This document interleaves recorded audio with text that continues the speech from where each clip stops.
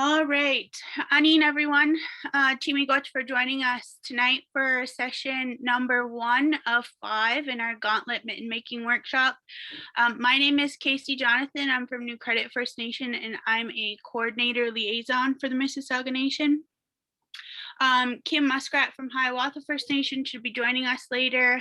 Sean Conway from Curve Lake First Nation couldn't be here with us tonight, and the Mississauga Nation coordinator, Veronica King Jameson, might join us later as well. Just some housekeeping before we get started. If you could just please make sure that you're muted so that we can eliminate any background noise and hear our facilitator clearly. However, this is an interactive workshop and we encourage you to ask questions if we move along, or if we're moving too fast, just let us know and we're happy to just go at your pace. This workshop is being recorded and it'll be posted on our YouTube channel. So we ask that, you just keep it family friendly. And if you want to visit our YouTube channel later, you can find us on YouTube at Mississauga, and we have a bunch of different workshop videos there. So feel free to check that out. We also have Mississauga dialect language resources on our website, mississauganation.com. You can also take a look at that. But with that being said, our facilitator for tonight's workshop is Linda Booth from Hiawatha First Nation. Ani, Linda, Team Goch for being here with us tonight to teach us how to make gauntlet mittens. And with that being said, I'll pass things off to you now. Perhaps you could just tell us a little bit about yourself, what's in our kits that we received, and get us started. Miigwech. Okay. Hi, everybody. Are we ready? Got everything laid out in front of us. You can put all the leather stuff away because we don't need it tonight. We're going to work on the lining first, which is your nice, soft, fuzzy fur. You should have 2 of these going in opposite directions. Oh, I didn't tell you anything about me. I've got a noisy granddaughter running around here. So if you hear anybody hollering, it's her. 2 of these. 2 of the thumb piece, 2 backs that are solid,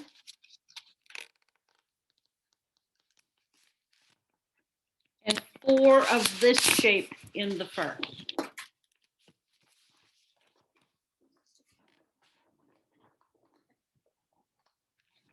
So on the backs of these, which is the opposite of the fur side, you're going to see marks. I don't know if you can see this really well. There's a mark there. There's 2 marks on the sides of the thumb. And I don't know if I didn't mark one on there. There should be one on the bottom of the thumb. On this piece, same thing. There's going to be a mark at the top and one at each side.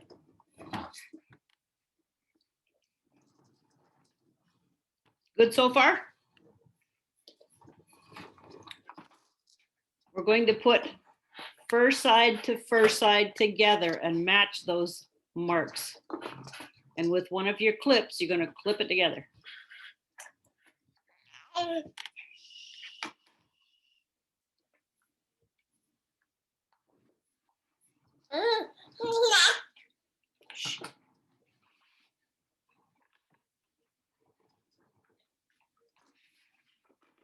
Then you're going to go, you're going to go down to the side, and where the point is on this piece, you're going to match it up with the line on the inside of the thumb and put a clip there.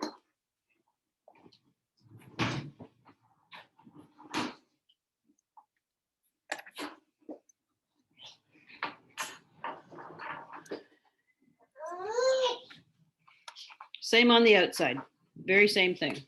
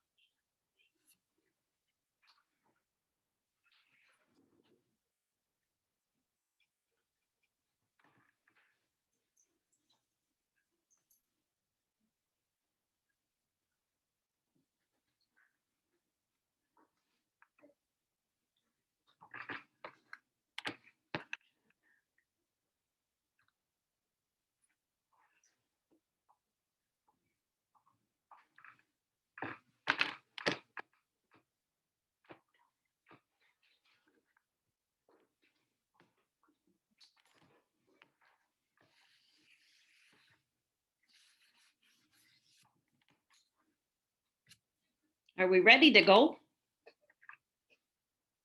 Okay, you want to grab some of your upholstery thread, thread your needle.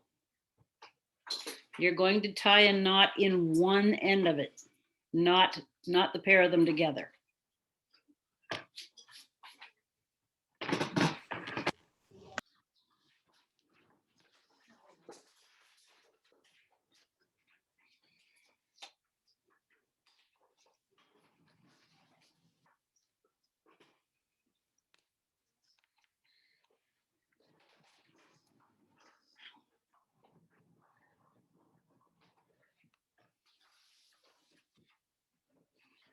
We ready?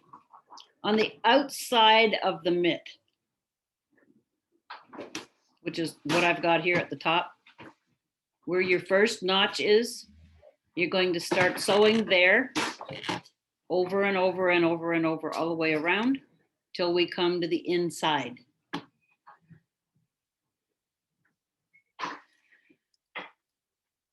So Linda, we're just using a whip stitch to go around? Yep, we are. Okay.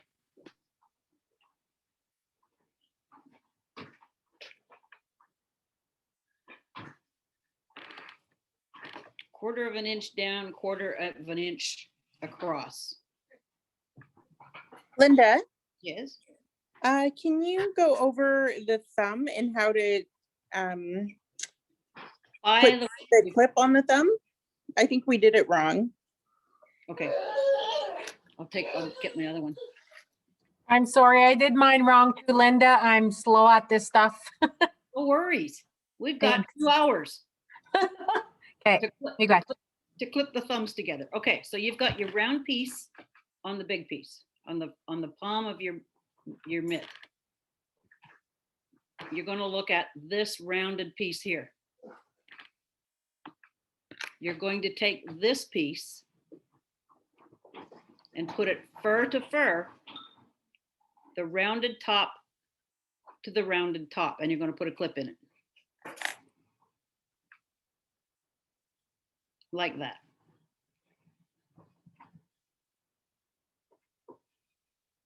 On this point right here of the thumb, you're going to match that up with a mark. You should have a mark. Mine has faded.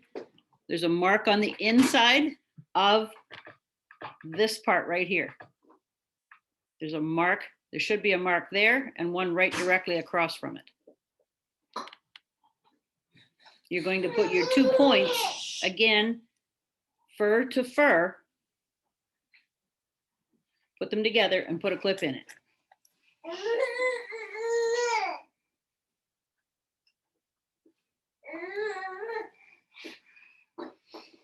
And then on the inside, find your point again on this piece. So the 2 marks are on the thumb. I'm not seeing any on the other side. Of which piece? The big piece or Of the big round piece. Like the big oval type piece. Okay, if there aren't any, it's my fault because I forgot to put them on there.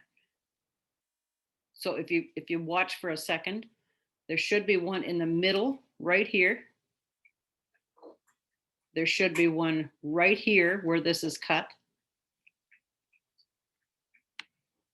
And there should be one directly across from it.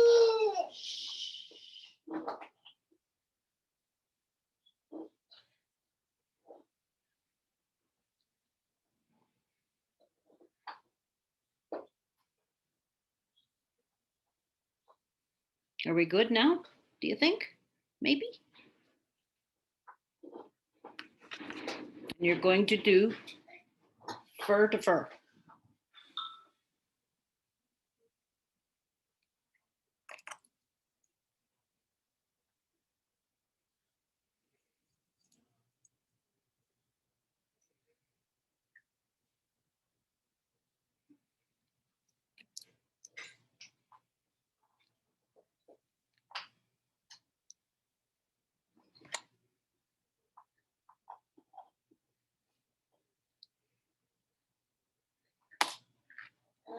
So you're going to have 3 clips on it. Going to look like this.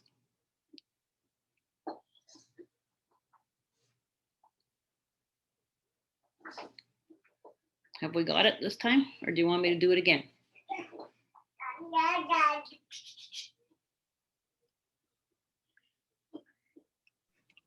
Is that how it should look, Linda? Pardon? Is that how it should look? Sorry, that's my thumb. That's this flat piece.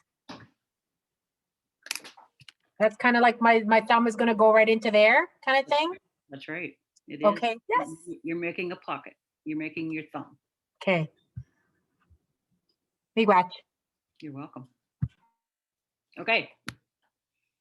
So we're going to start sewing on the outside. Right up here. Where your first clip is. You're going to slide it down a little bit out of your way and you're going to start sewing.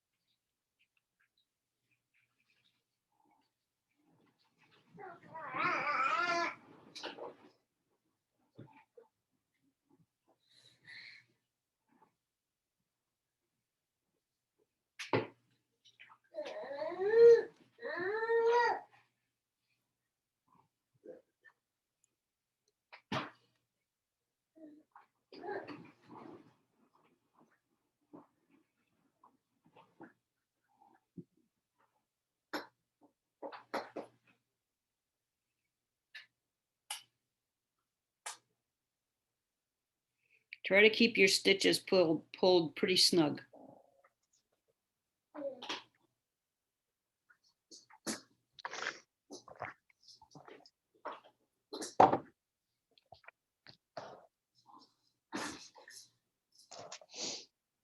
I'm just like,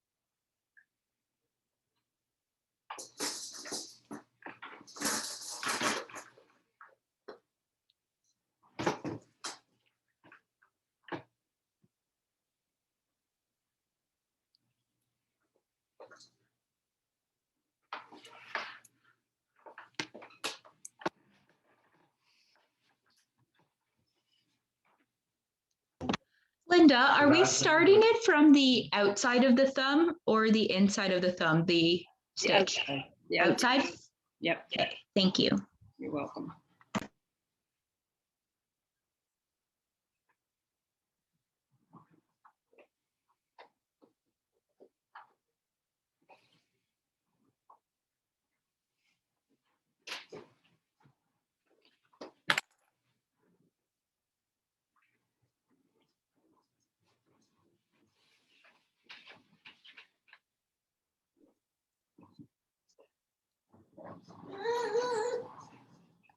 I'm sorry, I was late. Would you be able to just show me which pieces it is that we're sewing together right now? You bet. I was trying to see if I could figure it out, but it's kind of hard to see in the picture. Okay, first piece you need is this one. This is the palm. Okay, Yeah, that's the palm. And then you need this one. It's going and to. that, It's and going those are the leather ones? no, the fur ones. Oh, this is the fur ones. Oh, okay. Fur ones. The leather ones look the same, but you have to do more work with the leather than what we're going to do here. So what you're going to do is take the top of this piece, your thumb, take the top of this piece and clip them together. Okay. Like so. All right. And then there's a point on this small piece. There's a point on either side. You're going to match that point up with where this is not cut anymore, right where my finger is right here, and put a clip in it.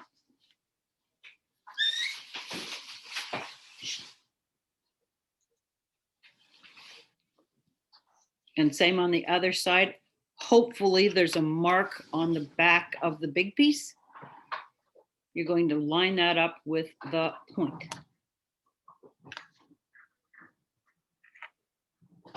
And put a clip in it.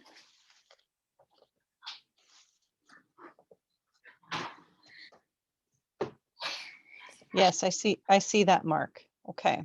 Okay, you good now? So it'll look like this. All right. Thank you very much. I appreciate that. No problem.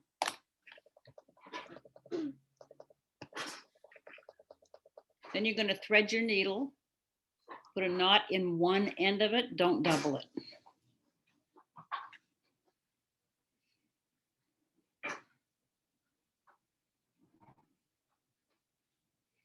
You're going to start on the outside of the mitt, which is the long big side here. You're going to start right where your clip is. Okay.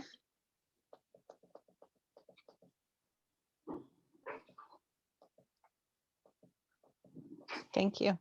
You're welcome.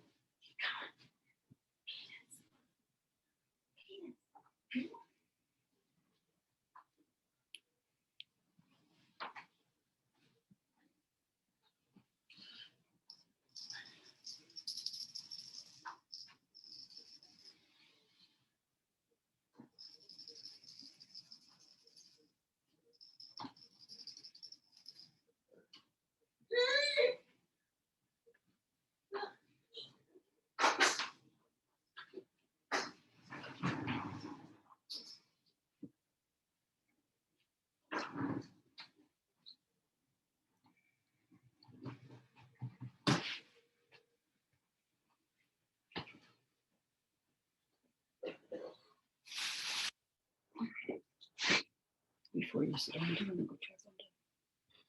Please. Yep.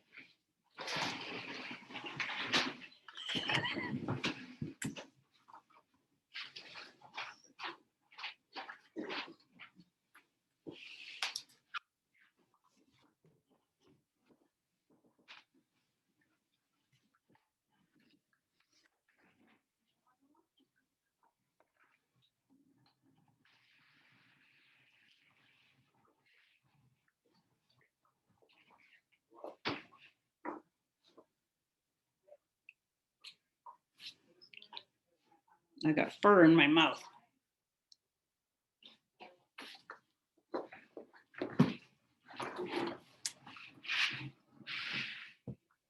I got to tell you, when you cut this imitation fur out, be smart and either cut it outside or cut it into a very large bag. Put your fur and your scissors and your hands in the bag and cut it in there. I had fur all over my house.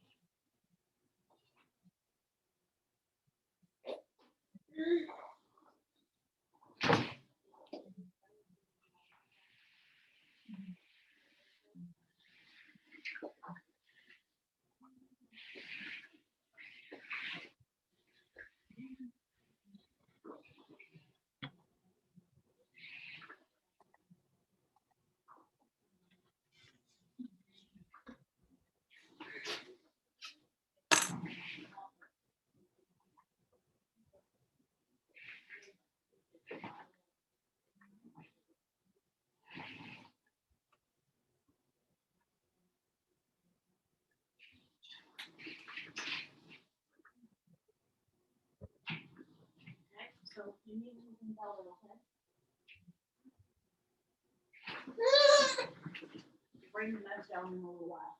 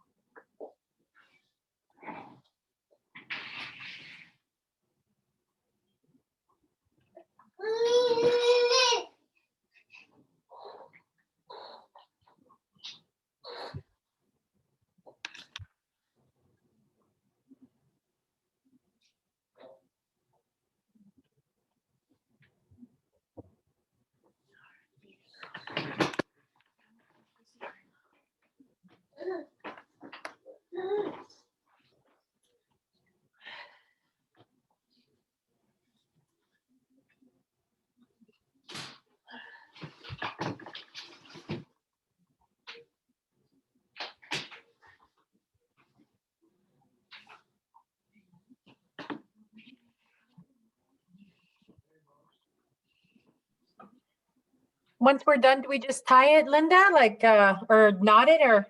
No. No? No. Okay, sorry. I'll wait. You can go over that one spot 2 or 3 times Oh, okay. just to give it a little more security, but no, we're not going to tie it or cut it right yet.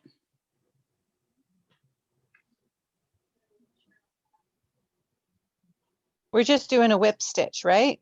Yep.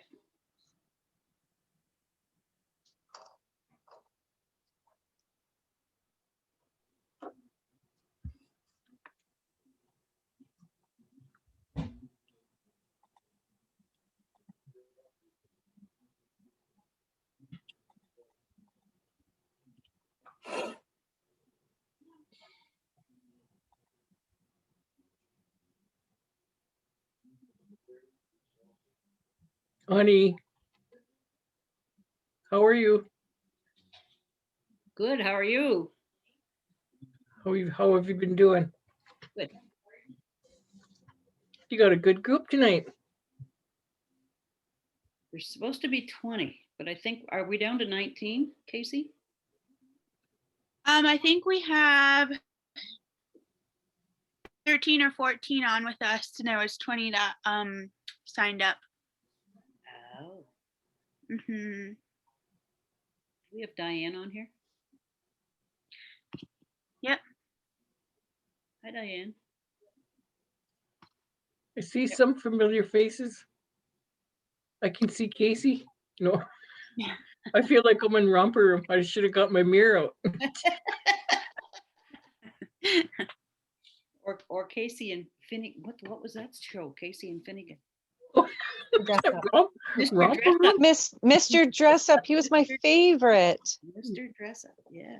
My daughter used to watch the Mirror. She goes, Mom, I'd watch it every day. They would never say my name. Her name is Tabitha. Aw. see somebody's on here from early on. Is that Catherine? Just spewing out bullets. They're just. She- things. You doing a lot of sewing, Linda? Not at the moment. No? No. I might have a little project for you. Okay. Hi, I'm from Calgary, originally from Curve Lake. Well, nice. Calgary, that's awesome. You're in Calgary right now? What's the weather like? Yes, I am. Well, it's been beautiful and sunny all day, but little wind, you know, how the wind makes it in winter. Makes it a little cooler, but nice. Awesome. Yeah, I That's used you, to Cheech? travel. It's been cold and blowing snow here most of Yep. the afternoon. It's been At snowing Curve here Lake, they too. call me Cheech.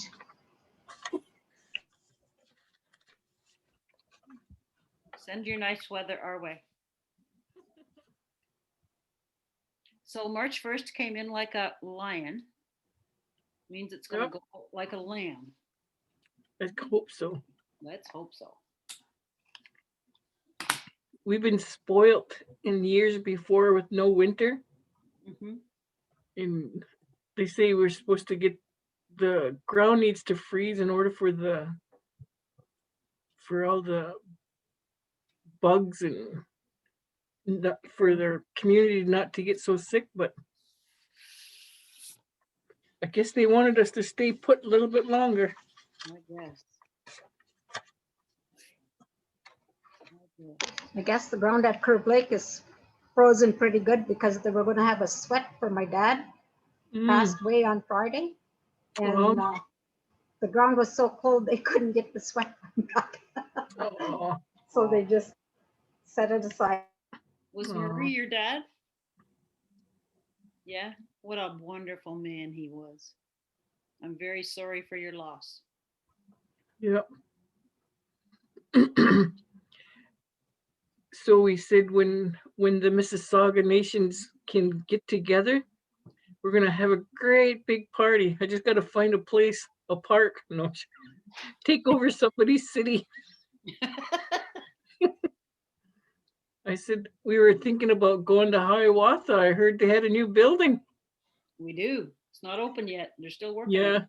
yep. I figured it'll probably be another year before No. we can travel.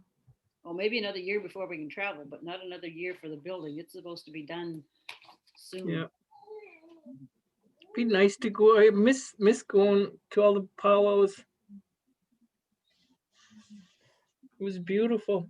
Mm-hmm.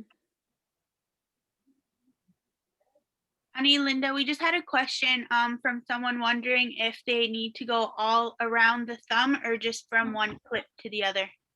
One clip all around the top of your thumb to the other clip. Yes.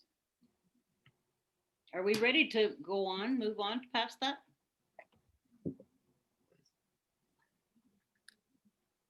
This is what it should look like.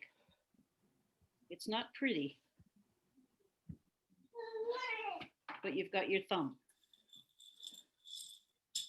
Now the tricky part, you sewed it like this. I don't know if this shows up real well. You sewed it like this. Now you're going to flip your thumb back behind you. It's back here. And this seam right here, you're going to put fur side to fur side and continue on sewing from where you stopped. Put a couple clips in there if you want. Want me to do that again? Yes, please. Okay. You sewed your thumb here. There's this loose piece here. This open spot here. You're going to flip that behind you or towards you. And you're going to have two fur pieces together. No, Put those together. no. Sure, sliding all over the place. And then you've got this seam here, your thumb's here. This is on the outside of your mitt. No, it's not. It's on the inside of your mitt. It goes up the centerpiece of your mitt. You're going to sew that now. You're going to continue on from where you stopped sewing at that point on your thumb.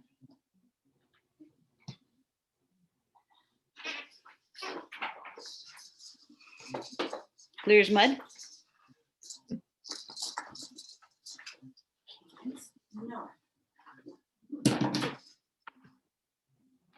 Thanks, Linda. You're welcome. I'm just fighting a little bit, keeping to tucking in that fur as I'm sewing around. You know what? Don't worry about tucking it in because you can pull it through the other side with your needle afterwards. Ah, good to know. Tricks I've learned over the years.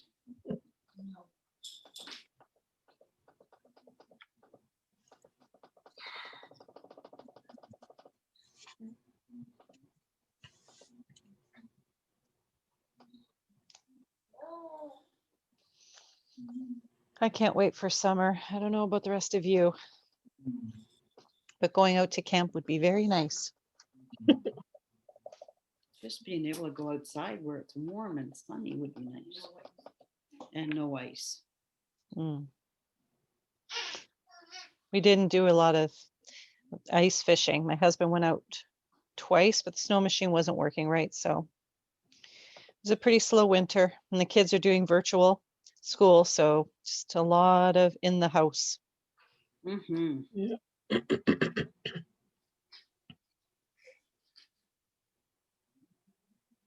I don't mind the winter.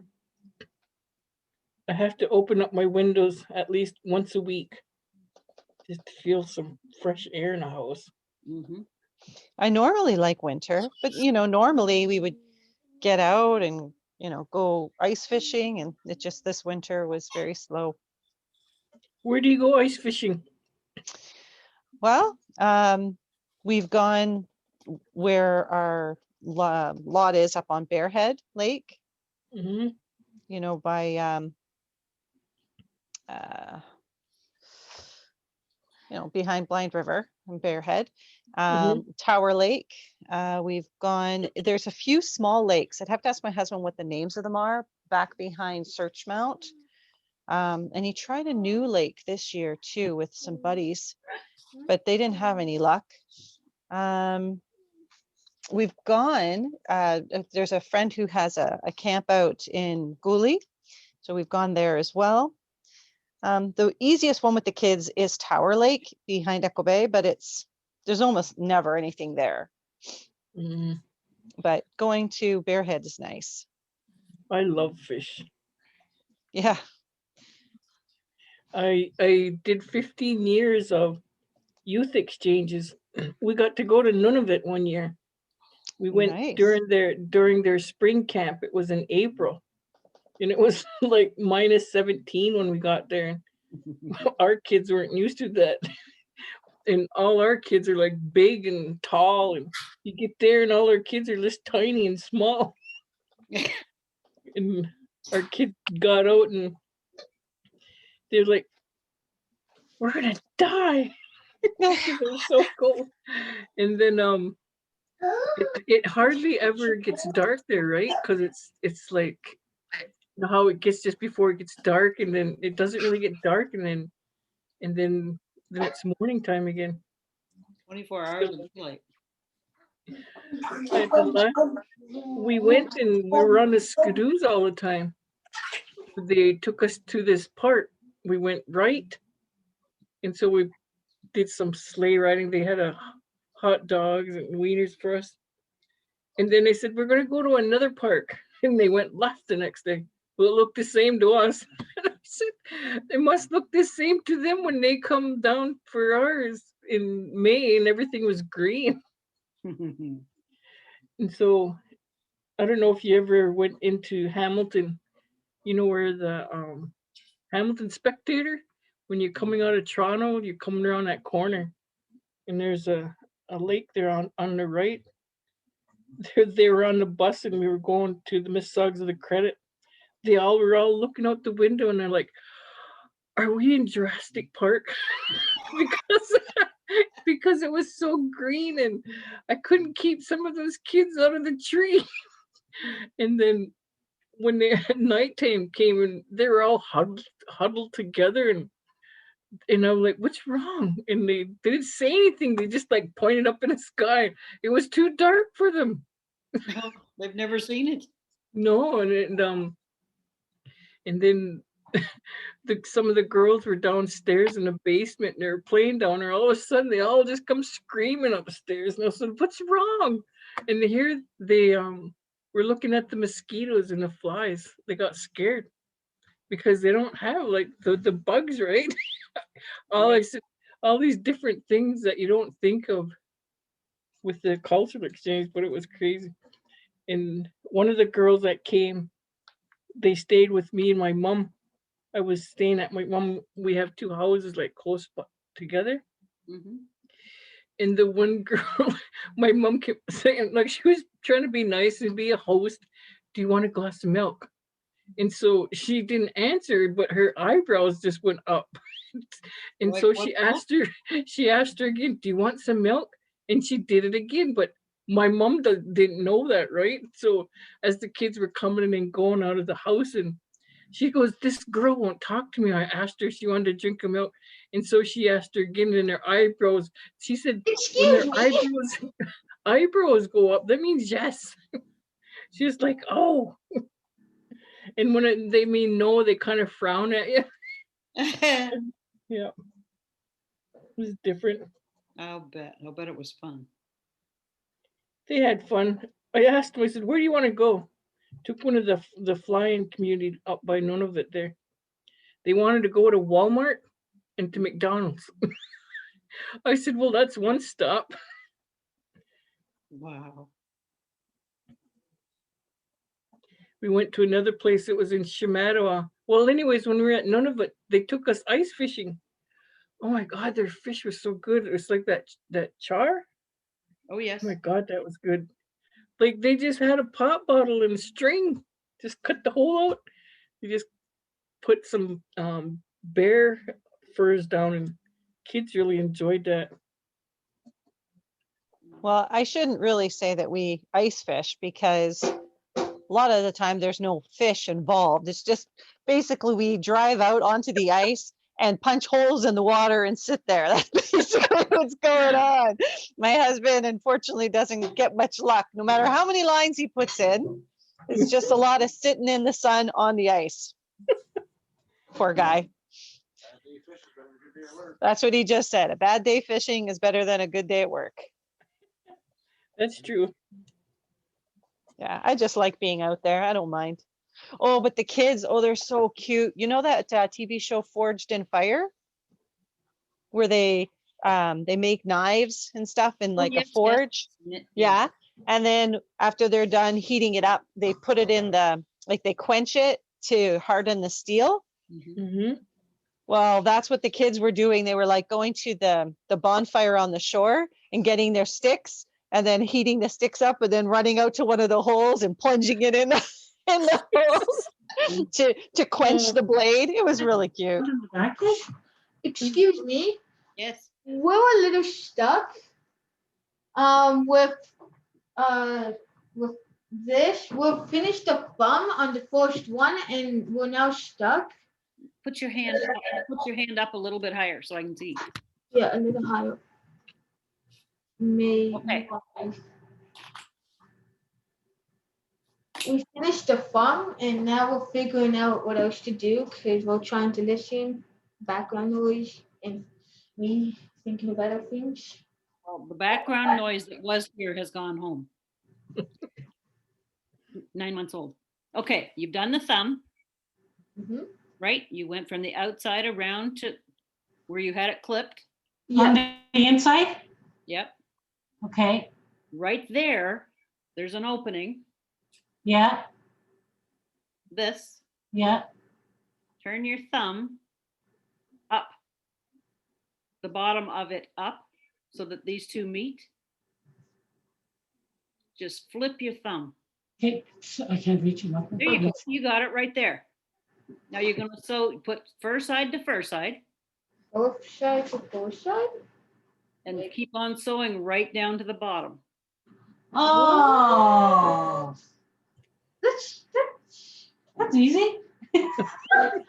You okay? Move back, mute. Okay, can we continue with the background noise now?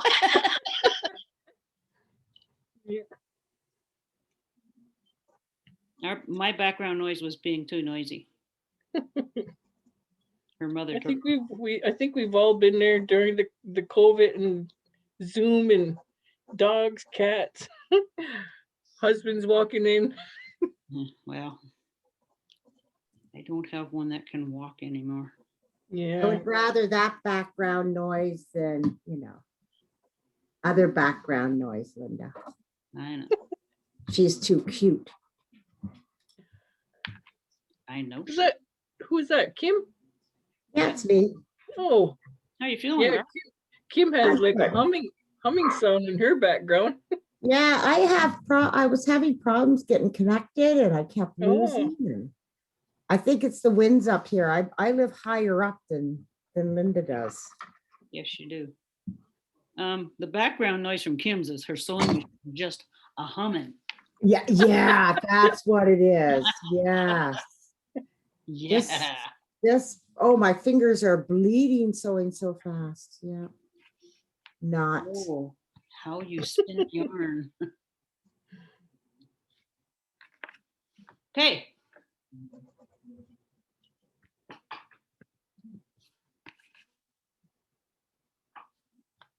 Are you making some Kim? No, not right now. Do you know how to make them? Yep. Okay. Yep. Linda just lives down the street from me. Maybe If I go next through the week. woods, she's about 5 minutes away. You'd That'll get be lost. my next adventure. What, Lynn? I said you'd get lost. No.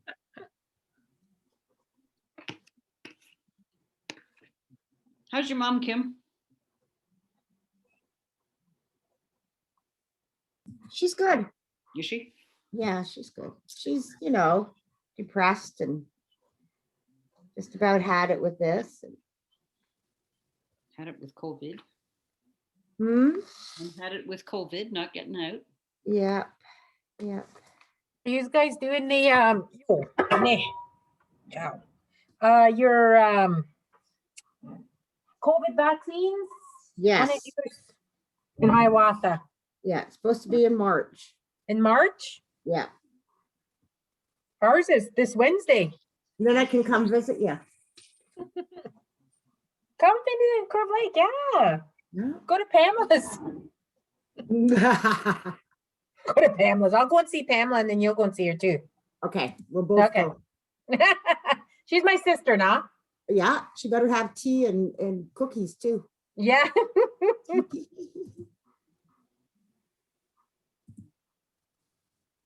I dropped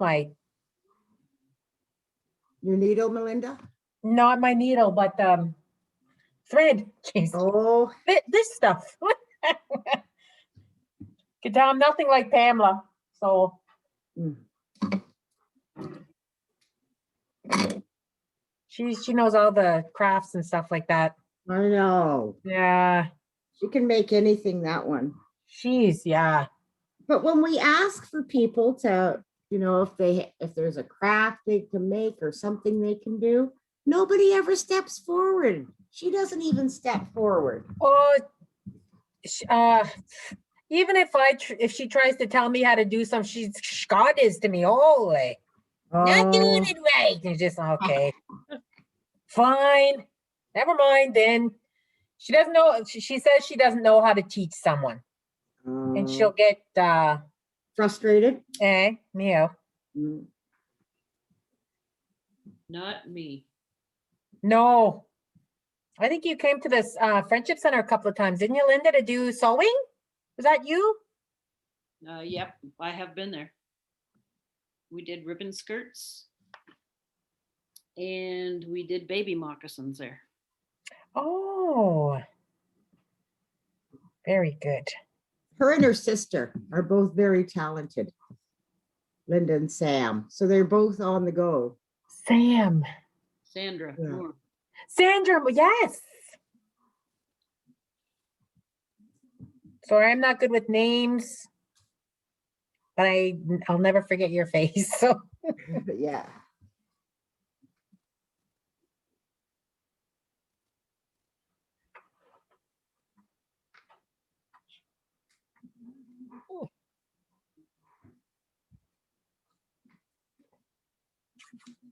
Once you get to the bottom, you can tie it off. And stick your thumb in there and just feel how soft that is. yeah.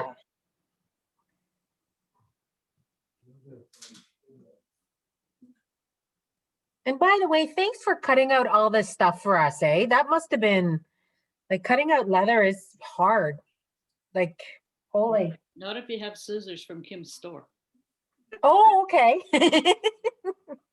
She has got the greatest leather cutting scissors. They're unbelievable for leather. Good to know. They're a pain in the neck on fabric. Oh, slip- really? They slip. Ah. But they don't slip on leather. I had a lady from Windsor. She ordered 10 pairs for the Friendship Center up there. Mhm. And she called me last week and she said, send me 5 pairs. I said, another 5? And she said, yeah, just for me though. She Yeah. loves them so much. Got 2 pairs on the go. Yeah. Do we end it when we're done like flooding all the way through? Yep. Okay. Knot it and cut your thread.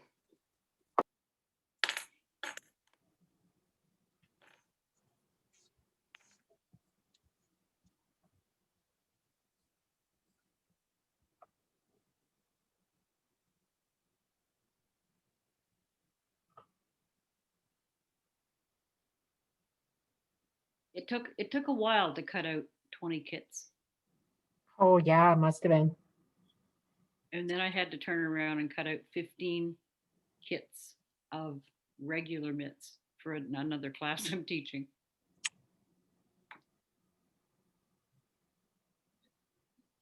I was just about running out of hides. I was thinking about going and tearing a strip off the back end of my husband, but he might miss it. That's old tough hide. Yeah, that's true. That's true.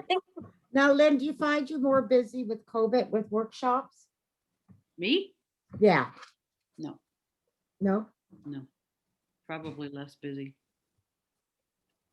Wow. I still have a ton of stuff to do though. I think there's about 10, 12 quilts upstairs that have to be quilted. Oh, wow. Mhm. I don't know. For me, normally we are not able to get out to where a lot of workshops are. Mhm. And so it's kind of nice for the first time, my daughter's been able to do some conferences and stuff. So in some ways it's been, not that this has been a good time, but making the best of the situation has been good. I'm sure, and I'll bet down the road, even once COVID is over, that you're going to see more of these electronic classes, depending on budgets. Yeah. Well, They're saving a lot of money this way. Yeah. You're not paying for hotel rooms. You're not renting conference rooms. You're not paying for travel. Meals. Yeah. It'll make a big difference. Mm-hmm. And I think too, people that are working from home,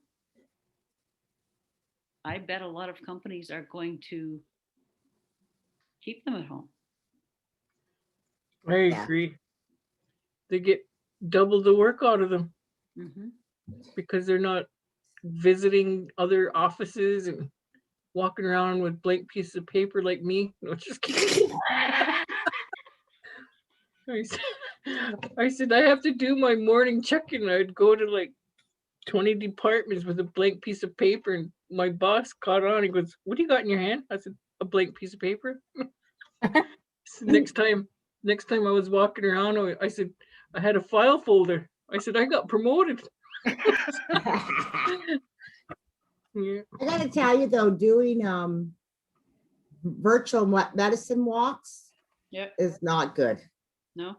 No, because when I do my medicine walks, I tell people pick it up, smell it, touch it, feel it, know Well, what yeah, it. there's some things that you're not Yeah. going to be able to do really Yeah.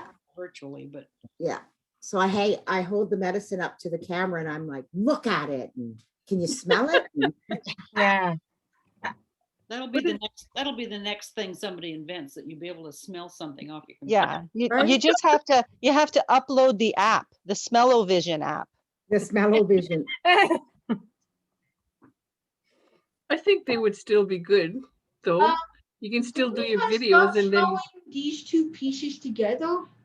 You are. You trying to show? Yep, you're going to. Okay, thank you. Do we start now? You can start anytime if you're ready. When I the- think I'm I'm just gonna really start- slow. Is everybody else on their second mitt? No. I'm- Everybody I'm just still- start first. I'm still Okay. doing the first. So, again, fur to fur. You're going to clip them all together again. Okay.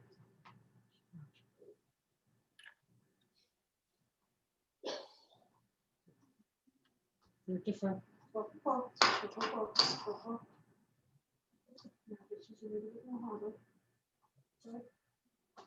Clip. I'm terrible at clipping.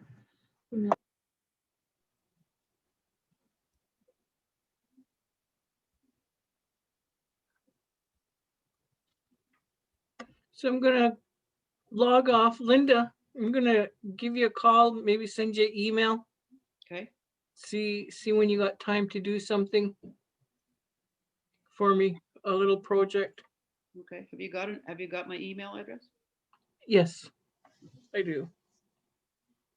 Sure. Plus, I think I still have your phone number too. I was happy to see that you were coming on to do this. Oh, thank you. Had a chance to talk to Sandra a couple of weeks ago. Mm-hmm. That was good.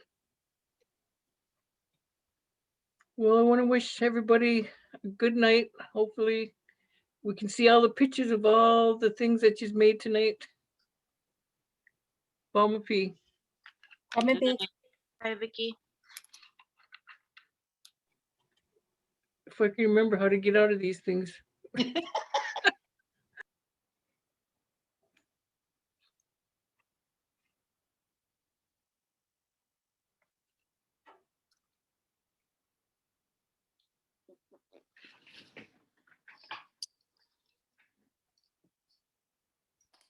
Okay.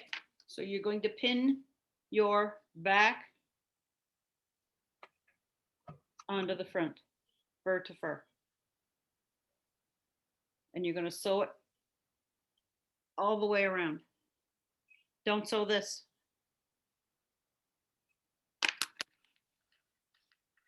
Oh, I was starting on the other side. Shoot. Doesn't matter which side. Just don't go across the bottom, because you won't get your hand in there. Oh, crap. No, I was doing my thumb on the other side. I went and did that. Okay. You didn't do it fur to fur?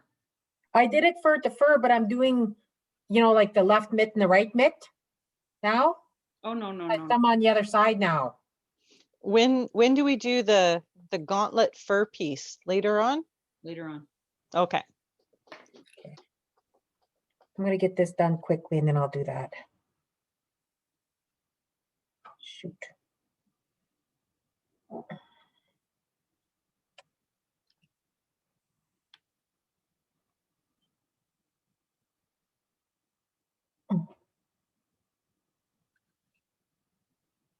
I gotta warn you too, girls, ladies. These needles are very sharp. Both ends.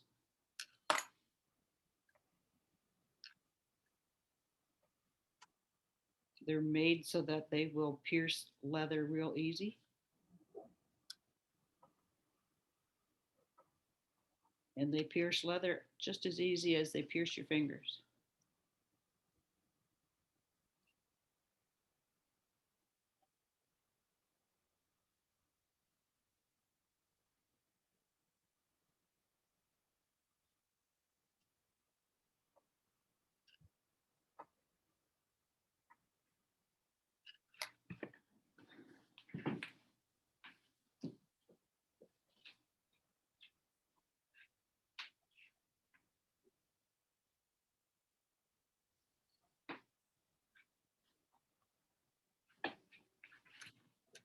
I had to go check on that old hide down there, see if he's still breathing. Mhm.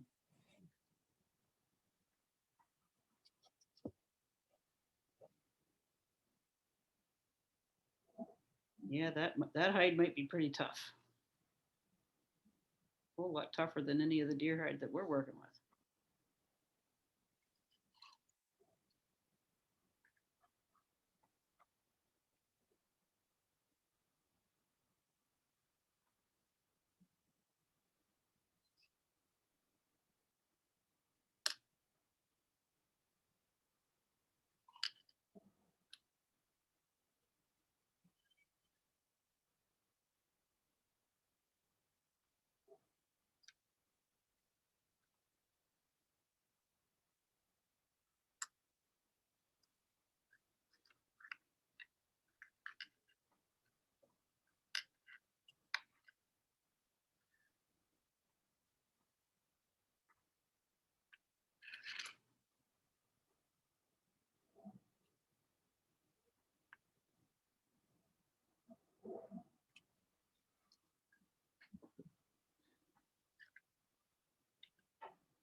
Those winds are strong.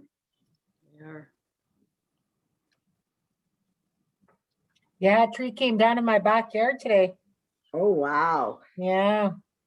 I had a lady at the store this morning, or well, around 3 o'clock from Curve, and she said it was snowing so bad on her way. Oh, yeah. Yeah.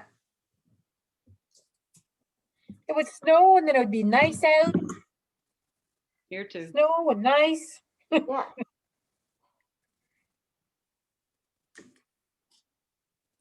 She scared me. I'm closed on Mondays and I was in there looking for beads. Mhm. I didn't even know she was in there. And she's like, "Hi, how are you?" And I'm, ah! Yo, holy jumpers. That wasn't Pamela, was it? No. No. Oh, my heart was just pounding. I was like, "Oh my God, you scared me." Oh, I guess.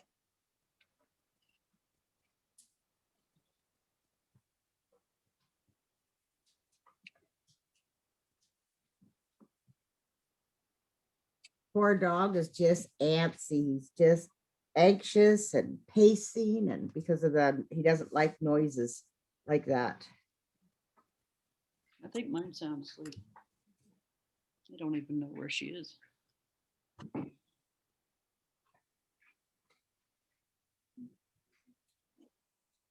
On the back of the chair, all curled up. Oh, is she? Mhm.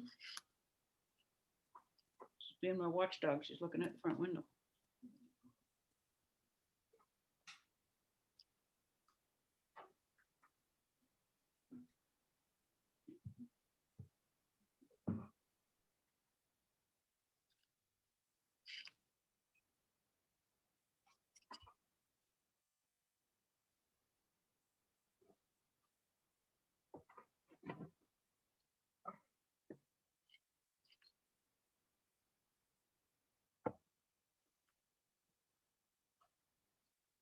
So Kim, what did you buy good at Costco today?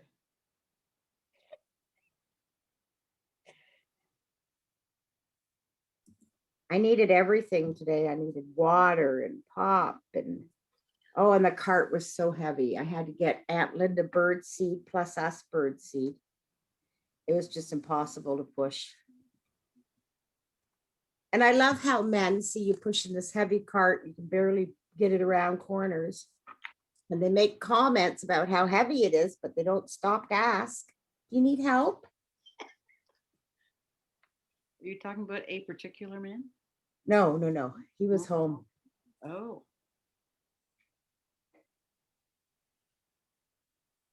I was like, "No, I'm tough. I can do it."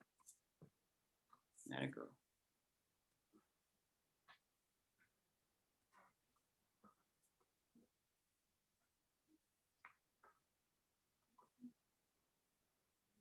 Oh yeah, it was really, really heavy. Linda needed pop and bird seed and water, and I needed pop and bird seed and water, and oh, it was so heavy.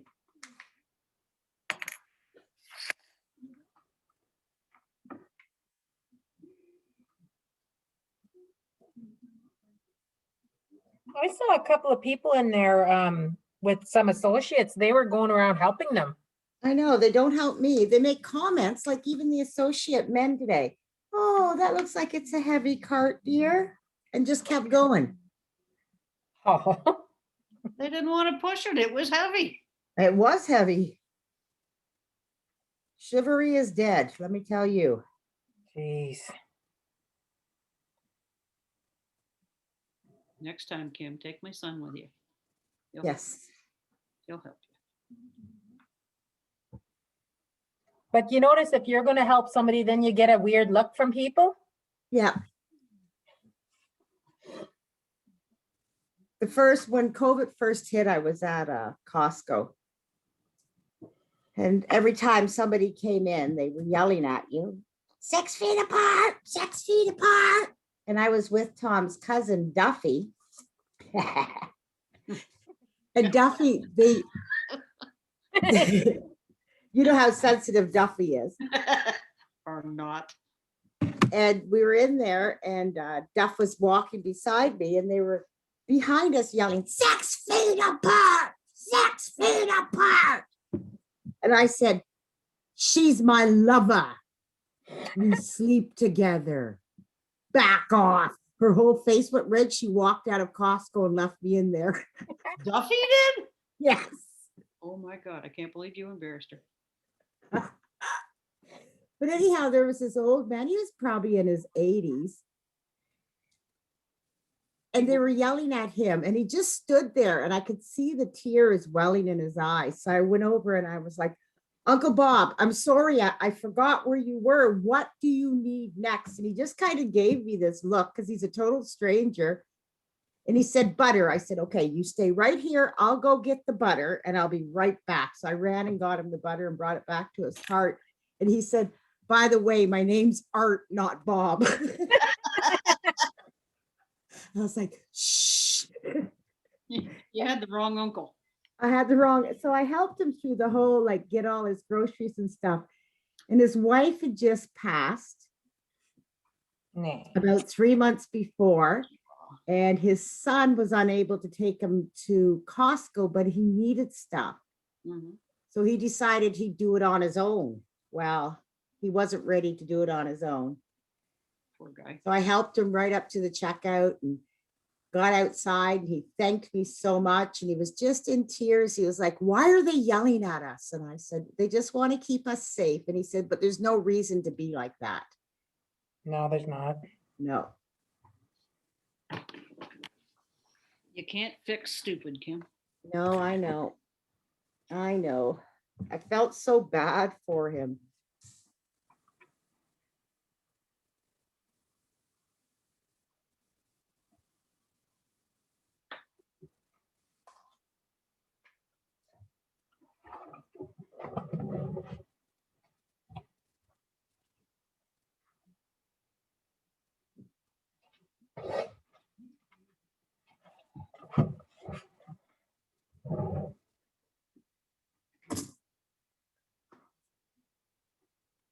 Well, we've been really lucky because my kids won't let me leave the house. So they get all my groceries. Yeah. They pick up prescriptions. I miss Kaya because she worked at the grocery store, so she would just pick up whatever we needed. Yeah. We've had no cases in Hiawatha, so we've been pretty lucky. We've been really lucky. Then our chief makes sure that we're well secured and nobody gets on the reserve without getting checked first. They're not from a red zone or. Do you have your checkpoints up still? No, but they check you when you come in, like to get gas and go to the store and stuff. Oh, good. Yeah. Yeah. Yeah. You've got to show ID. And if you're from the red zone, they won't serve you. She's pretty good at keeping her people safe. We're pretty lucky we have her. Yes, we are.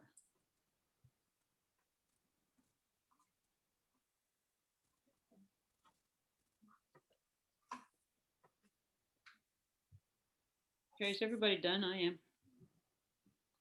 Of course you are. Huh?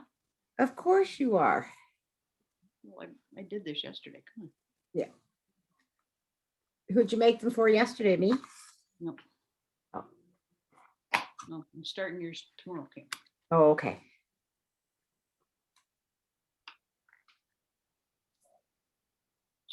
Get that.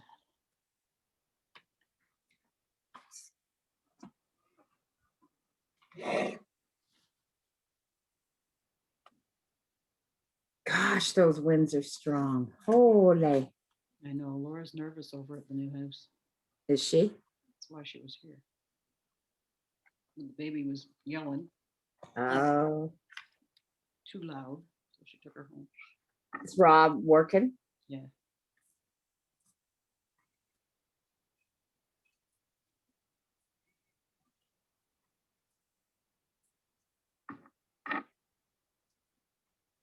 She's not used to the noises over there yet, and it's really windy. No. It's really windy off the lake. Ah.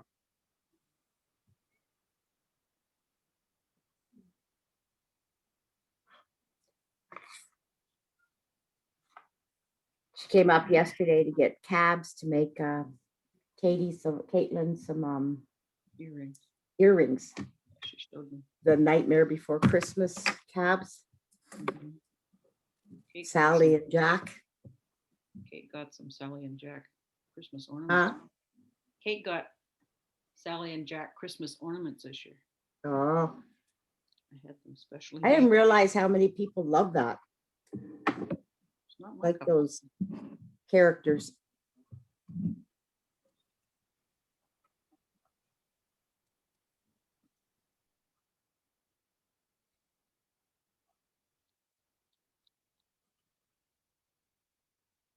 Okay, guys, I don't know if you can see real well.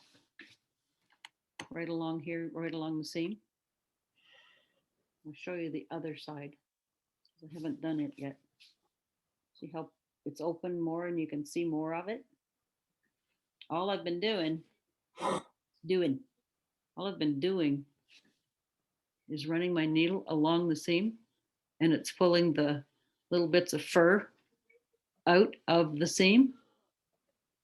So when you close it, you can't see the seam, or hardly.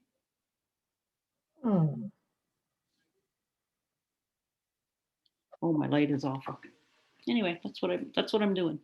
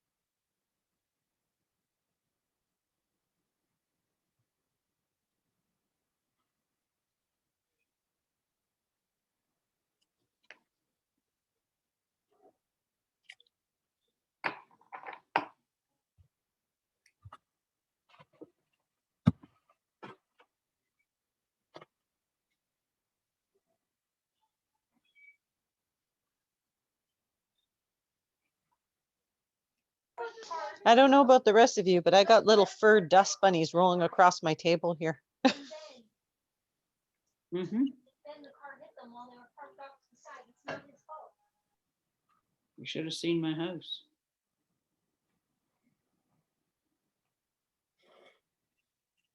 It was not pretty.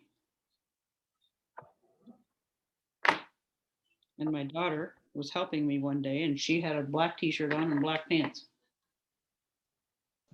Probably looked like a cat blew up or something. I was just thinking my house looks like I've had a couple of tomcats in here scrapping. Yeah.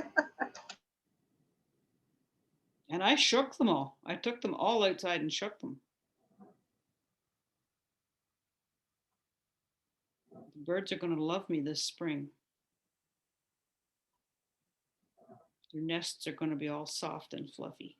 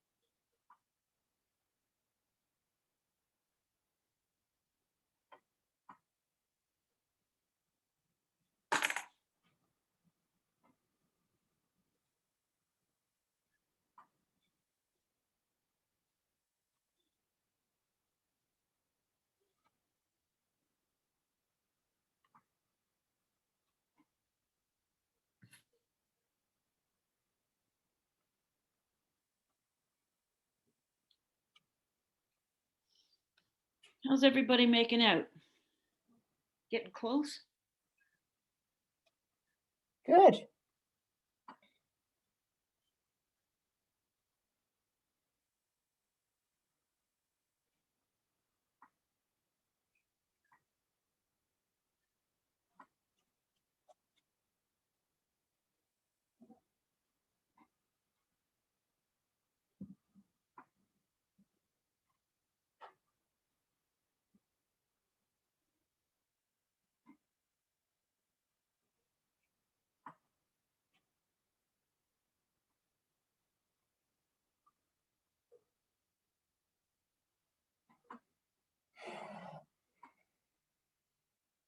Are these workshops usually limited to, say, 20 people?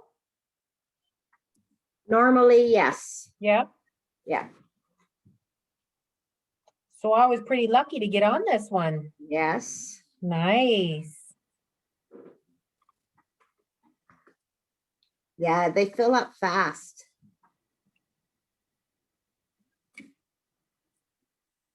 Everyone in tonight's workshop too, except for one person, I think this might be their first workshop that they've gotten into with the nation.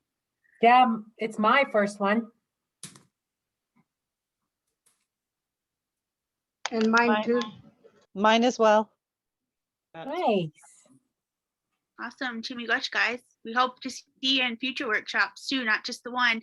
So if we post more workshops, you can find them all on our Mississauga Nation Facebook page, probably the same place that you found the poster for this workshop. So you can always register for any workshop that we have. I mean, we can't guarantee that you'll get in, but we prioritize our members and first-time participants. So we got another exciting workshop coming up soon too. So keep your eyes peeled for that. Ooh, what is it? Ha. I'm just kidding. I'm not. What is it? It's your sister. Yeah, we're doing caribou tufting. Caribou tufting. Tufting with caribou hair. I think that's so cool. I actually spoke with a woman in Hay River, and we've been chatting because she does caribou tufting and she does such a beautiful job. She's going to teach my daughter and I, but she already kind of started showing me a little bit, and I gave it a little bit of a try. Do you want to see how I did? Yes. I don't know what it is. I'm sorry. Oh, you, well, I'm sure, does somebody else want to explain? I'm sure. No? I don't know how okay. to do it. It's, well, you can do it with moose or with caribou hair. I'm trying to see, can you see that? Can I spotlight your video quickly, Sarah? Yeah, go ahead. I can't see myself, so hang on. So I have no idea. Turn it sideways so you can see the bump. Okay, I'm looking for myself. I haven't had the camera on me, so I have no idea. Oh, there I am. Okay. Can you see it now? Well, turn it sideways. There go. you go. Do you see that? So yeah. All that I white did. center is caribou hair. Yeah, that, and it's like almost like a little pom-pom Yeah. in the middle. Wow. Very pretty. So Sandra and I have been chasing caribou down all day. No, I'm kidding. Well, so she gave me a couple little tips on that one, so I was able to try, but definitely a lot more to learn, that's for sure. I would love to learn more. Wow. Thank you. Yeah, thanks for sharing. Did you like it, Sarah? Was it difficult or was it easy to pick up? The first one I tried to do, it's too far away from me. Just give me 1 second.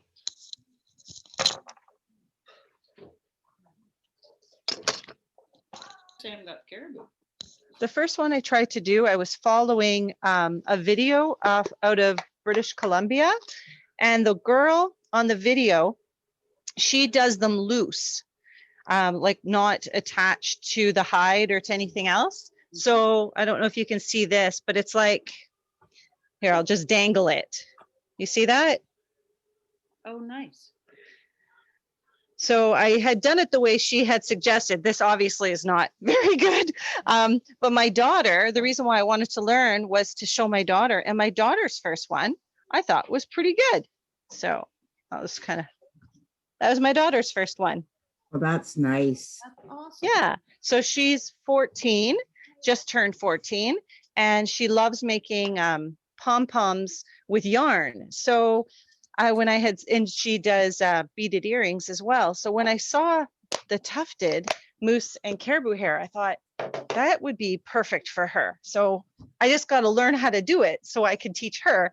So I watched the video, learned doing it that way, and I showed her and she tried it. But then I was looking at the lady from Hay River, her name is Mary Eloise, and I was like, no, she's amazing. And those tufts look phenomenal. I am definitely not doing it right. So then I contacted her and she got back to me and showed me on Facebook PM a couple little tricks. And I was like, oh, that's so much better. That's awesome. Yeah, very generous with her time. She's very sweet.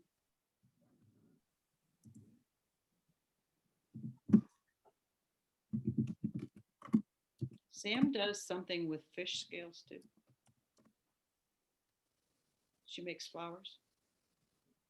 With fish skin? Scales. Oh, scales. She dyes the scales. She does some quill work to make branches and leaves and stuff, and then she makes flour out of these.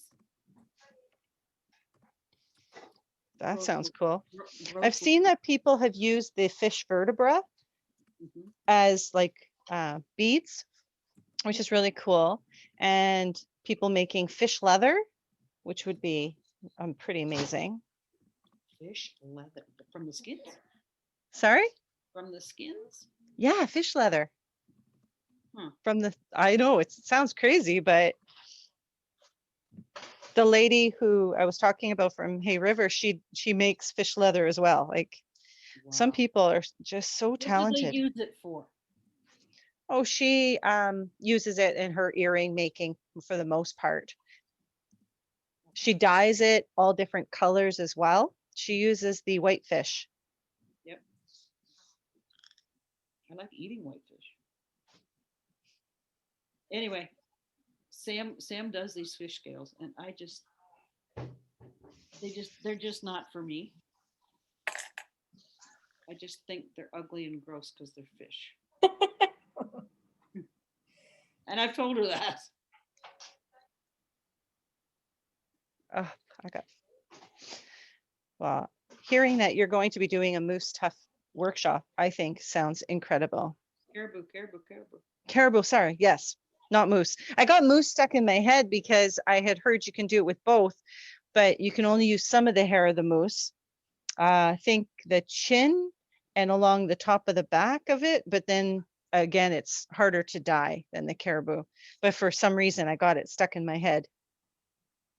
Well, at least with the caribou, you would have different colors because they're not one solid color.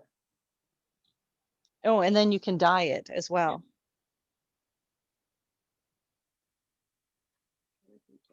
I had ordered a bag of just a small little bag, just so I could experiment and try off of Etsy. And I just bought the natural stuff. And we were doing parsnips and beets one night. And I thought, you know what, with all these like peels from my beets, I've used it to dye eggs before. Maybe this will work for dyeing the caribou hair. So I soaked a couple pieces in it. I did not get a pretty shade of red by any means. It was, it kind of looks like a bit of a brown, but it's kind of a gray brown, but it's still kind of cool. Yeah, it's a new color. Definitely RIT dyes would work much better.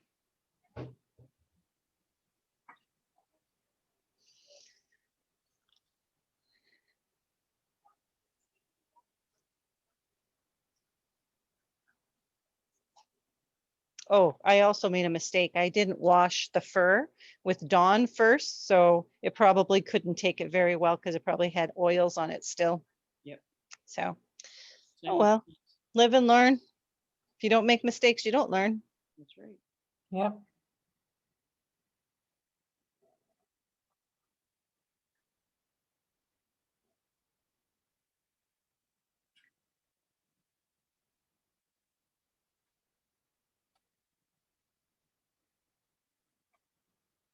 We only get one time around, so we might as well just make all the mistakes we can and learn all we can. And we might as well do it today. God knows what tomorrow's going to bring.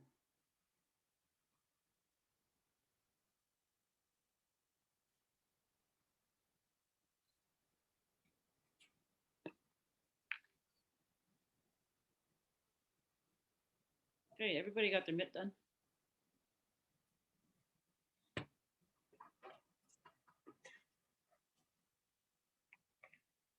Good job.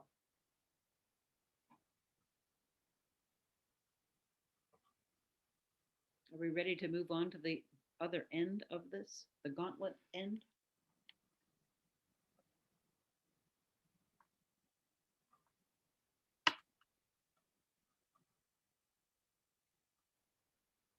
This other class that I'm teaching, it's with some youth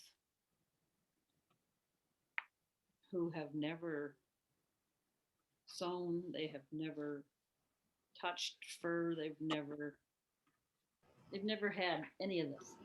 Excuse me, can I get you to turn your volume up? I can't hear you anymore. If I knew how, I would.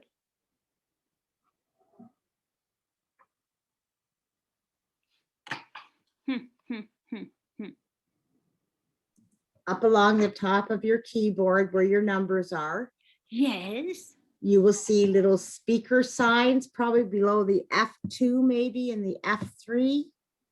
You see them? Oh, there. Oh, no, that's fast forward. That's not, oh, there it is. Yeah. Oh, that's lowering it. It was as high as it would go. Oh, was it? Maybe you were just further away. Maybe. Maybe you have to speak up. No, gotta go the other way. No, no, no. Now I'm worse. Oh, there we go. It was as high as it would go. Anyway, these kids, the youngest was 12 and I think the oldest was 18. And they had never sewn before. They had never tried. They'd never done anything. Well, they were so excited and they were so happy. They let the people that organized it, several of them had emailed and said how much they enjoyed it. They were excited for next week. Parents emailed and let them know how excited the kids were. It was pretty awesome. That's good. Yeah. And they did well? They did very well? They did very well. Oh, that's excellent. Yeah. I mean, they're not going to be perfect, but they're going to have warm mitts. Okay, so next thing. You're going to take 2 of these. Oh, 2 of these.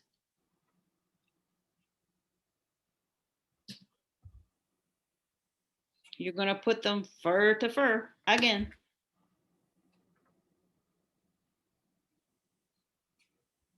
And clip them down each side.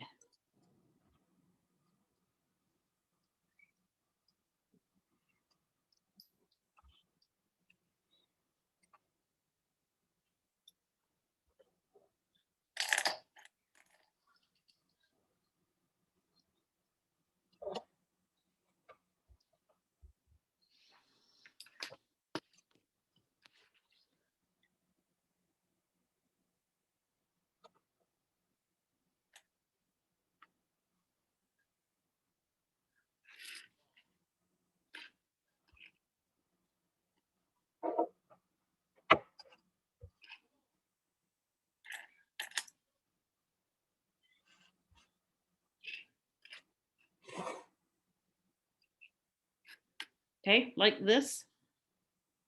And you're going to sew down the side, not the top, not the bottom, just both sides.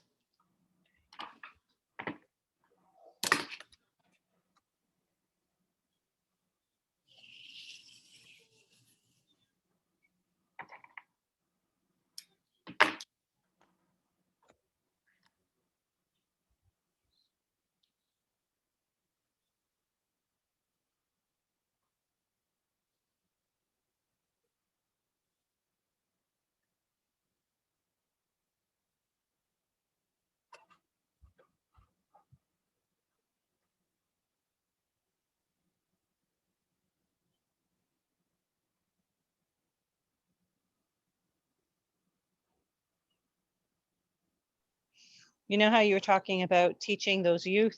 Mm-hmm. One year I was given a sewing class to teach, and they were grade 11 girls for the most part that had signed up, and they all claimed they knew how to sew. They all said, oh no, I've sewn before, I know how to sew. And I was like, okay, well, we're just going to do like a little kind of a little project just to see where we're all at. Super simple. I had pre-cut these like 2-inch by 2-inch squares, There was a pile of stuffing and another 2-inch square and a button. So I was like, on one 2-inch square, I want you to sew the button on it.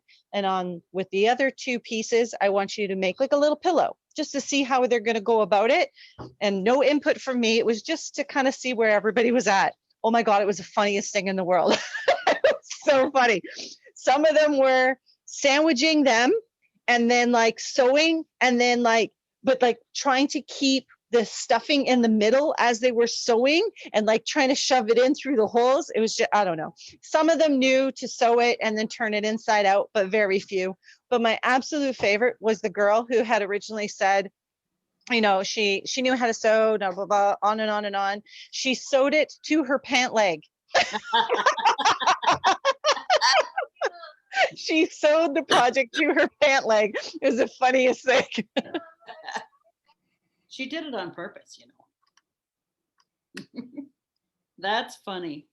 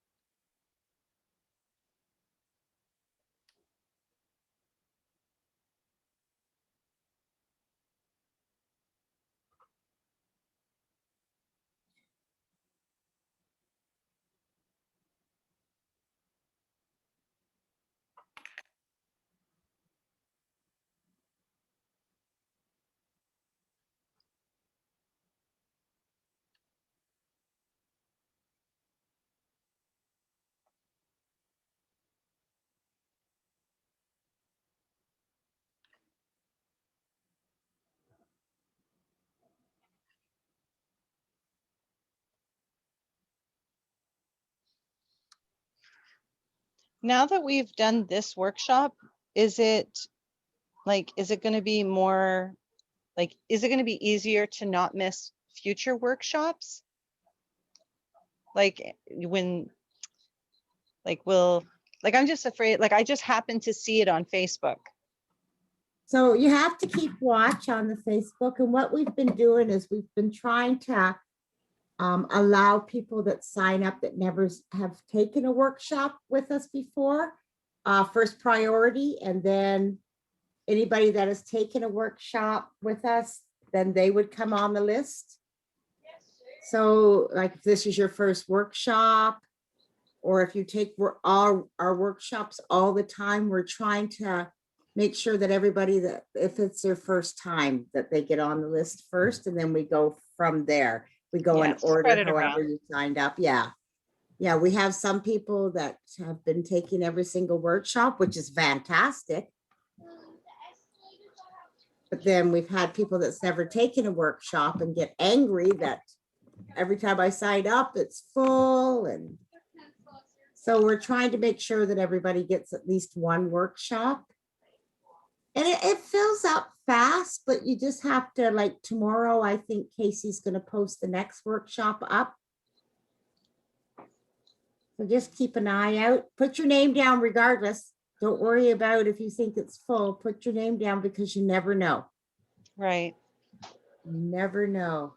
You may think it's going to be full, but, and she normally says the workshop is now full. Yeah, exactly. If the link for a workshop is up, I mean, go ahead and register for it because you might just get in. But like Kim said, we always do prioritize people who haven't done a workshop before. And obviously we prioritize the Mississauga Nation members, and those who are closely tied to our communities.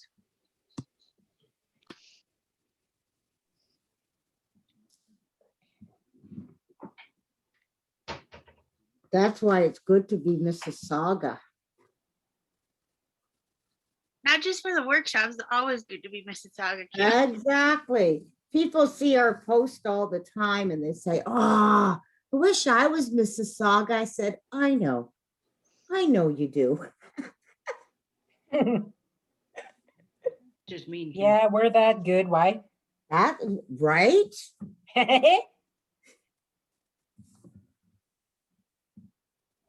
There's got to So be those others. I thought when I signed up, I thought it was Mississauga First Nations by Blind River, right? Am I, pardon? Yeah, go ahead. Am I right? Because it's just some of the conversation had me quietly sitting here going, is it a different Mississauga? Am I confused? Do you know, Sarah, you're not the only one that didn't know there was 6 Mississauga communities. But this is the one near Blind River, correct? It's all of them. It's Curve Lake, Hiawatha. Over Ontario. Okay. Yeah. All right. Well, my husband and my 3 children are Mississauga First Nation. And so when I had signed up, I assumed it was from there. But when I was hearing everyone talk earlier, I was quietly sitting here going, oh, I think I'm not sure who I signed up under. So yeah. No. It's from all 6 communities. Ah, very good. Okay, that makes sense. Because I had another lady up in Blind River, Mississauga 8. It is your band. Yeah.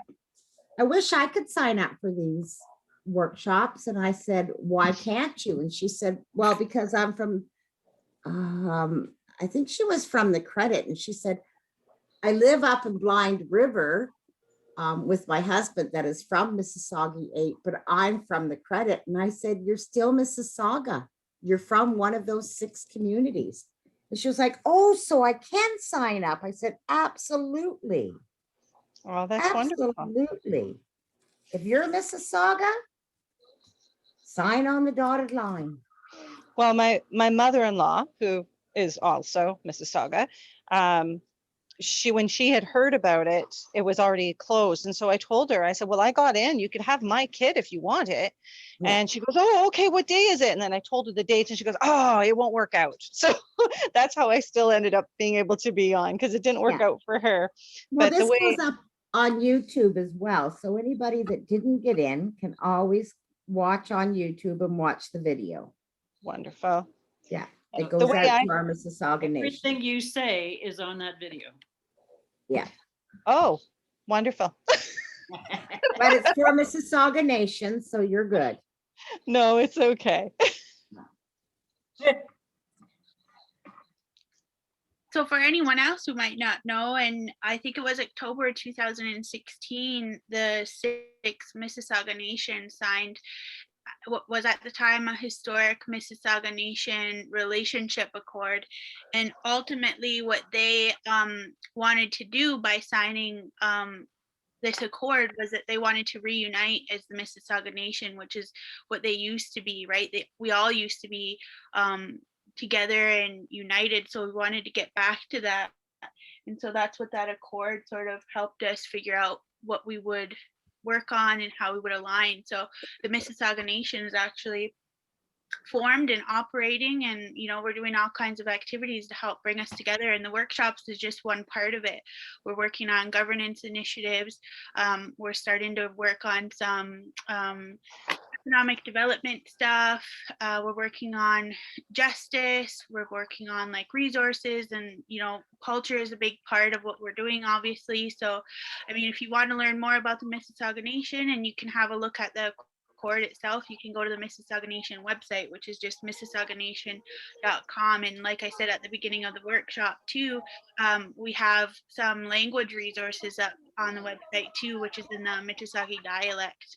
We're just starting out small, obviously, so we just have some flashcards up there if you want to teach some words to your kids or to your nieces, to your nephews, to whoever, just to get the language, get them associated with the language and familiar with it. And we also have some mini language lessons up on our social media too, on our Facebook page. So I mean, lots of good stuff out there. We also have other cultural learning series videos. What's some that we posted up, Kim, in the cultural learning series? We had a snowshoes one up that just went not long ago. We've had the medicines with Val King in the credit. Birchbark Harvesting. We're trying to bring back our Mississauga traditions, our Mississauga ways of doing stuff, and our Mississauga language, because our dialect is different than Ojibwe, a little bit different, and it's different than the Odawa language. So we're trying to bring that back to our people, because of course we know all that stuff got lost. So we're going to our elders and our knowledge keepers, and we're saying, what are some of the things that we used to do? And they'll tell us, and then we'll go out to the communities, those 6 communities, and we'll seek out people that know how to do those moccasins. Linda has done moccasin workshop with us at the very beginning. Oh, really? Mm-hmm. That would have been good. So you just gotta every day go on our Facebook page and just look and see what's happening and what's going on. We have our language videos up right now, and those are from our language teachers in Curve Lake with the Mississauga dialect. Okay, I'll have to get, Oh, sorry. oh, it's okay. I was just gonna say, I'll have to get my daughter to have a look at that, because she's in NSL. And so the NSL is teaching Ojibwe. Yeah. So if you're saying that the dialect is a little different, then Yeah, we have a she'll lot have of words that are just a little bit different than the Ojibwe dialect. I mean, it's all good, but we're trying to bring back our language, that language that our ancestors and our grandparents all spoke. And yes, of course. And we're in the early stages of creating like a language strategy so we can revitalize the Mississauga dialect.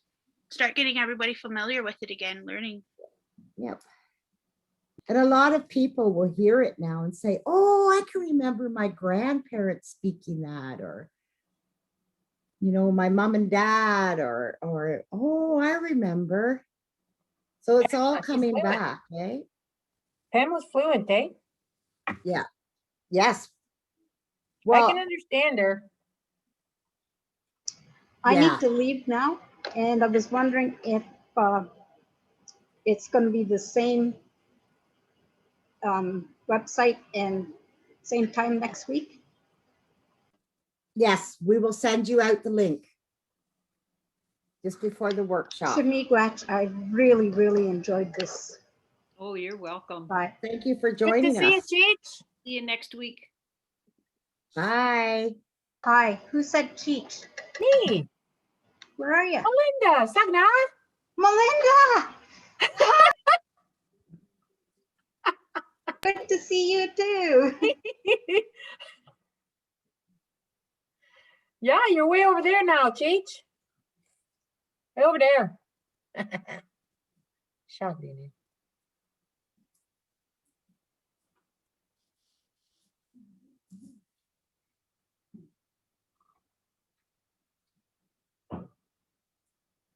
How's everybody making out?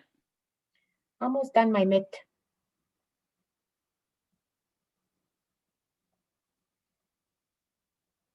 I think I'm doing them a little bit too close together, maybe. Why? Is it puckering? Okay.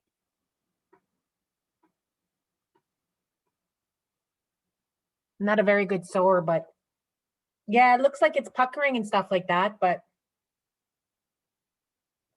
Don't pull your stitches quite so snug. okay.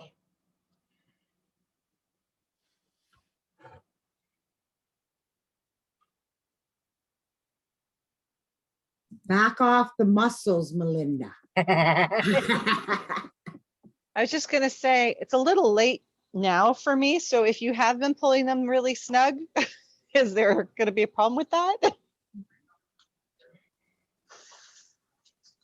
Depends on who you want them to fit.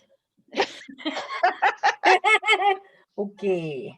I likely will be giving them to my daughter anyway, so. Oh, I can still fit in there. I can still. My hand will fit in anyways.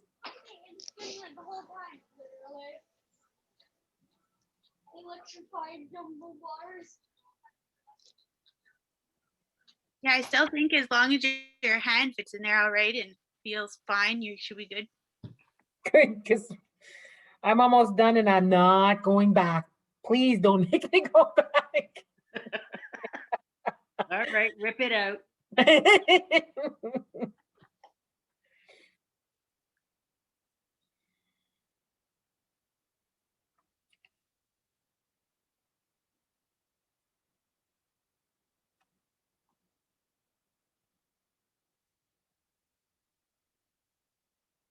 Just think how much nicer the second mitt is going to be compared to this one.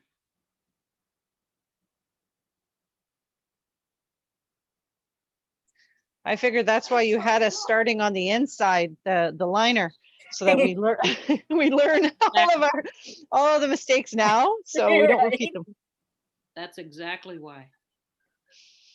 And I was thinking, oh, this is karma, because I've got headphones in because I've got my kids jumping around on one of those little indoor trampolines watching TV, and my husband helping out by cooking dinner behind me. So I put headphones on. But after I told you the story of the girl sewing the little project to her pant leg, I got my cord from my microphone tangled up in it almost became part of my mitten. And I was like, yep, that's karma for you. Uh-huh.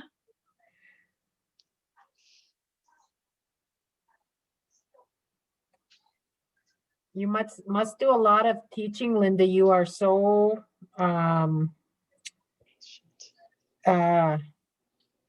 patient. I love to teach. I love to share anything that I know how to do. Oh, And why, I'm thank married. you. I'm married, so I have to have patience. No, I'm kidding. After 48 years, nothing's going to change. Oh, good. Holy jumping, 48. 48 years, the end of March. Linda is our regalia maker in the community, and anybody that needs, or not just in our community, all communities, anybody that needs regalia, it's Linda that they go to because her sewing skills are phenomenal. The regalia she makes is just absolutely beautiful. And she can pick out at least, I don't know, 20 people per powwow who wear her regalia or more. Oh, that's wonderful. I love She's made a lot in Curve Lake. Yep. Yep. I have. Yeah, sewing and stuff left, not really left Curve Lake, but you know, when Ines and all them passed, and yep, you know. I taught a mitt making class in Curve Lake a few years ago. Yeah. To a bunch of seniors, women. And I said, there was a lady from this community that came down to Hiawatha and taught us how to make these mitts. Lady stuck her hand up and said, that was me. Yeah. Why am I teaching you? She just laughed. And I just wanted to be a part of the group, eh? Yep. Yeah. Oh, that's nice. I think every teacher has little tips and tricks, something that you never thought of or something you forgot. Or there's always Yeah. something. Or some little shortcut you can figure out, or yeah. That was fun teaching those ladies. There were a few crazy ones out there. A few. Okay, more than a few. Every other door. No. Start at I'm crazy too. That's what makes life go around.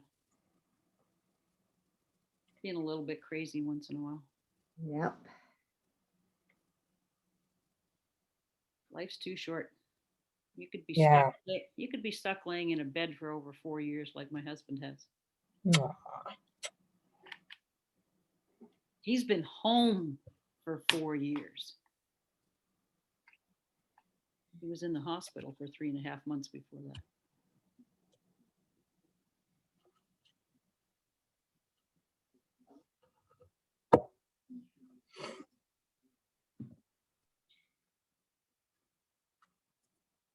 He's spoiled rotten.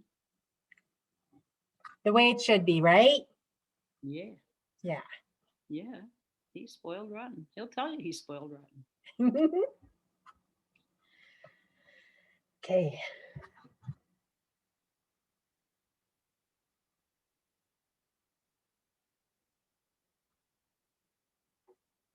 Are you getting close, girls?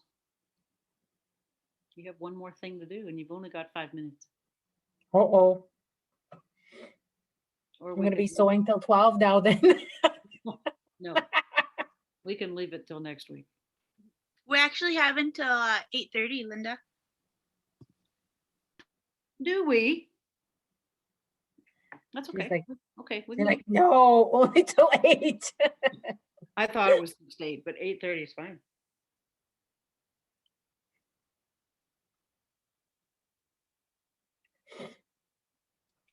While you girls are still working, I'm going to go down and check on the old hide that's down there, downstairs. I'll be right back.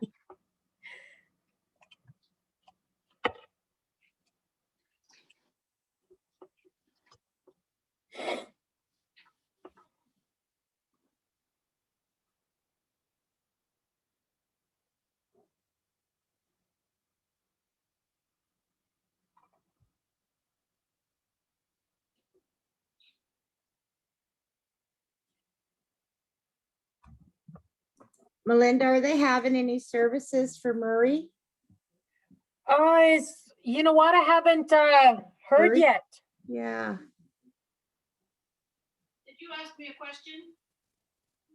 No. Okay. Carry on, Linda. Nice. She must have one ear to the microphone. Yeah. I know they had that, they're having that fire out here for Selena. Yeah. And they're having one for Murray at his house. Are they? Okay. Yeah. Yeah. I think Lorenzo's doing it.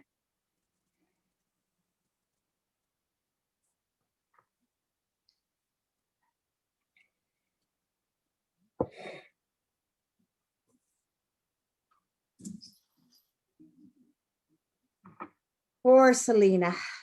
Oh.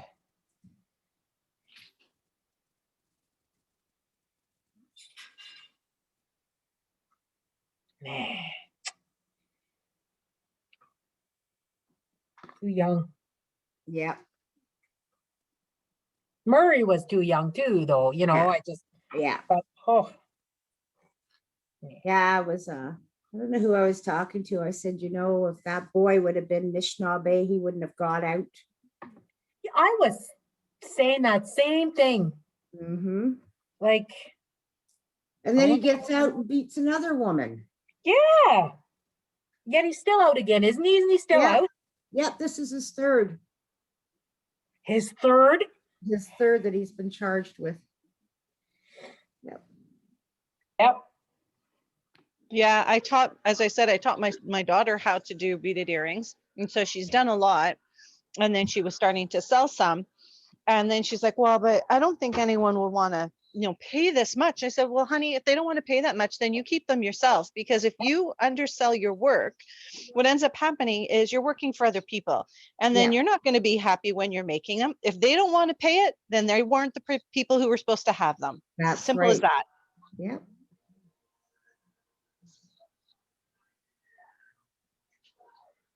I have a quilt here that I made. The top alone took me 120 hours. And I'm not giving it away. No, absolutely not. God, no. The top- Although I will say sometimes you have, it feels like if you charged for the hours and the materials and something for something that you make, sometimes you just can't. Sometimes they have to be gifts because I couldn't charge for it because I work too slow. This wasn't working slow. It just took me that long. It's a queen size Bargello quilt. It just took me that long. Yeah. Well, I assume you work quickly. I'm just saying for me, sometimes I'm just thinking, Whew, this thing's gonna have to be a gift because nobody nobody could pay me minimum wage. That's for sure. No. Oh, you never get your time out of it. Oh never. gosh, no, no. But I'm gonna get some of my time out of it. But like, I have a bit of an injury to my hand, and so sewing now, unfortunately, since the past 6 years, is it's a little bit more difficult. It takes a little bit longer because the 3 fingers were have been compromised due to an injury up the arm. So things do take me a little longer. I have a sister-in-law that has arthritis in her hands. And there's some days she can't sew at all. And she loves to sew. She just can't. Her hands are just too sore.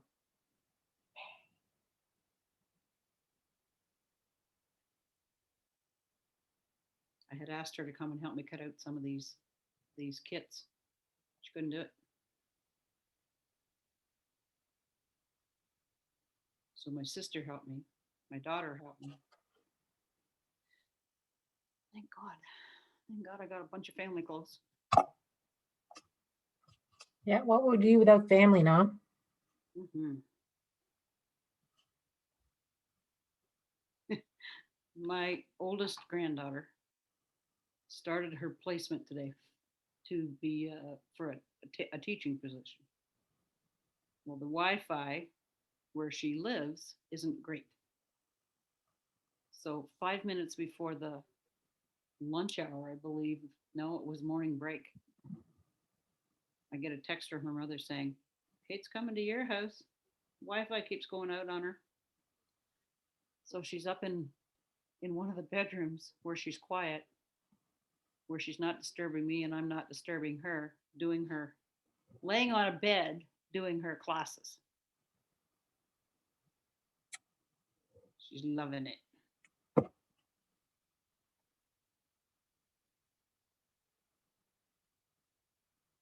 It seems the Wi-Fi back there on Kent's Bay plus along here, some days just is so finicky. Mm-hmm. There's times Jill has had to, I think, go to your house, wasn't it? Yeah, one of the classes. Yeah. Was the class with you guys? Yes. I think it was the 2-needle beading. Yes. Yeah, she ended up coming here because Yeah. her Wi-Fi quit. It's just ridiculous. Some days we can get on and some days we can't. I very seldom have a problem here. Yeah. I really wish we'd get cable down here. You don't have cable there? No. We're lucky we have internet and phones. Oh my God. I know. And running water. And indoor bathrooms. This how not.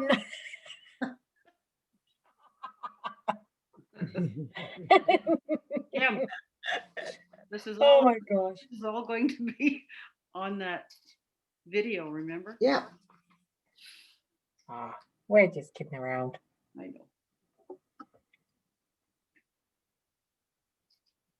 Running water and flush toilets.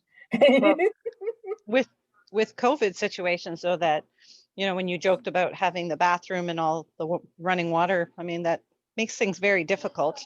I know one of my sisters, she works with the government doing the contact tracing. Yes. For COVID.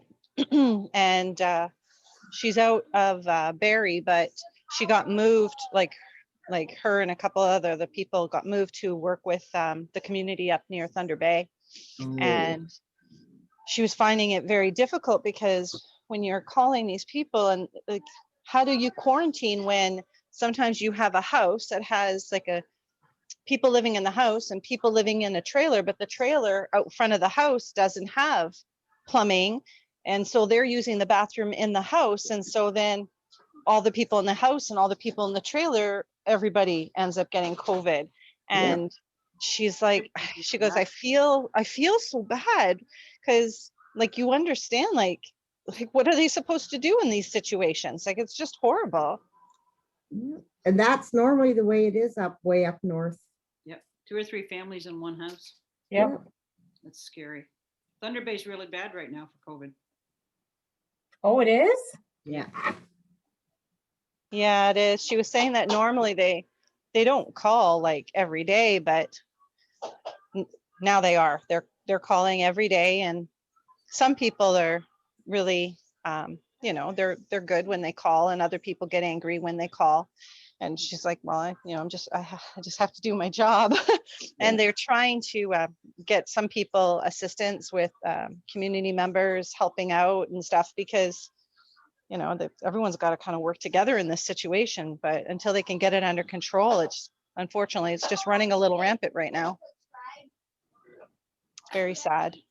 Yeah. Plus, when they don't have running water and they can't wash their hands or their other stuff as much as they'd like to, it's Yeah. hard. It's really, really hard.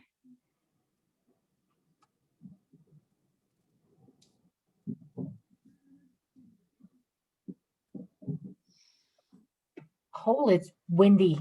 Just got, I think, worse. Yeah. I see the cow go flying by. Dorothy's house. Is it headed my way? Yep, it is. Uh-oh. You need some meat. I was going to say it'll be steaks for supper tomorrow night. Yeah. And if it hits the house really hard, I guess it's just going to be ground beef. I got really lucky. As I said, my husband was helping out. He made dinner tonight, and he made moose and homemade French fries. Oh, nice. Very lucky. It kind of came about more like, oh, you've got that thing tonight. Oh, I guess I'm making dinner again. And you're up in Blind River, right? My husband's family is originally from Blind River, but we live Oh. in Sault Ste. Marie. Oh, so you're 9 hours away, so I won't be there for dinner. Never mind. Oh, where are you? I'm in Hiawatha, outside of Peterborough. Oh, okay. Yeah, my family is not First Nations, but my husband's family is. Yeah. My family is, we grew up in Echo Bay. Oh, yeah. But my sisters are all over Southern Ontario. So I've got nobody here. Yeah. But they do that a lot to me too. I'll say what we're eating. We are having fiddleheads or something like that. They're like, oh, I'll be right there. 8 hours, 9 hours, 10 hours away. I'll be right there. Yeah.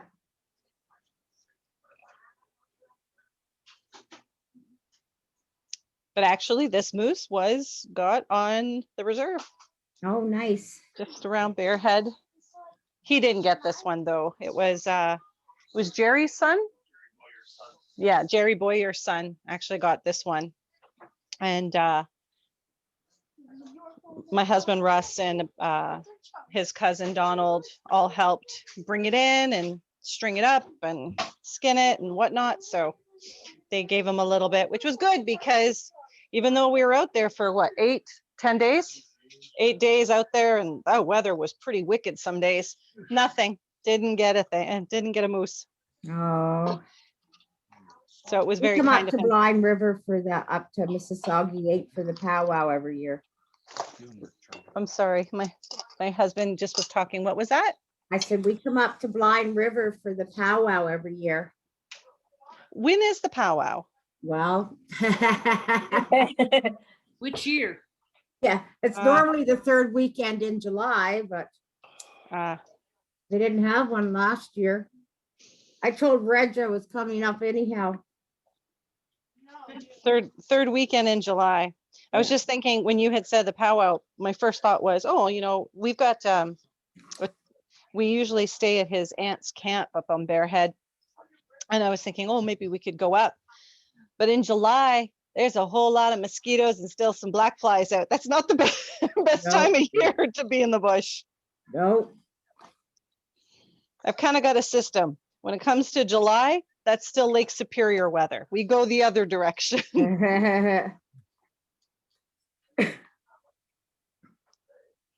but I love the spring before the black flies come out.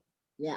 I love being in the bush before then. Unfortunately, when the fiddleheads come out, it's usually when the black flies are coming out. But Okay, how we Linda make that? lives right across the road from where there's a whole bunch of fiddleheads every spring. And I don't know if they got cut down now across from Gary's. and see, I've never gone fiddlehead picking out that way, because usually I just take the kids and so there's just some places here around the Sioux that I know of Yeah. that we go to.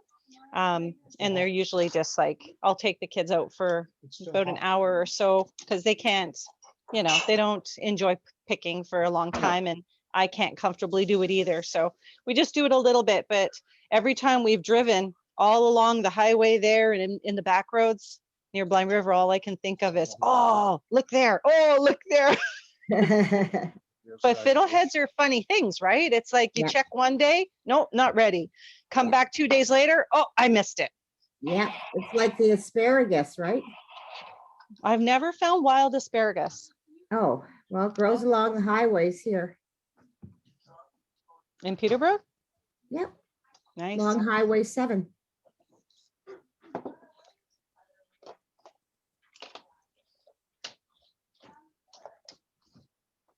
Are they still good though, Kim? Like because of all the salt and stuff, or Yeah, yeah?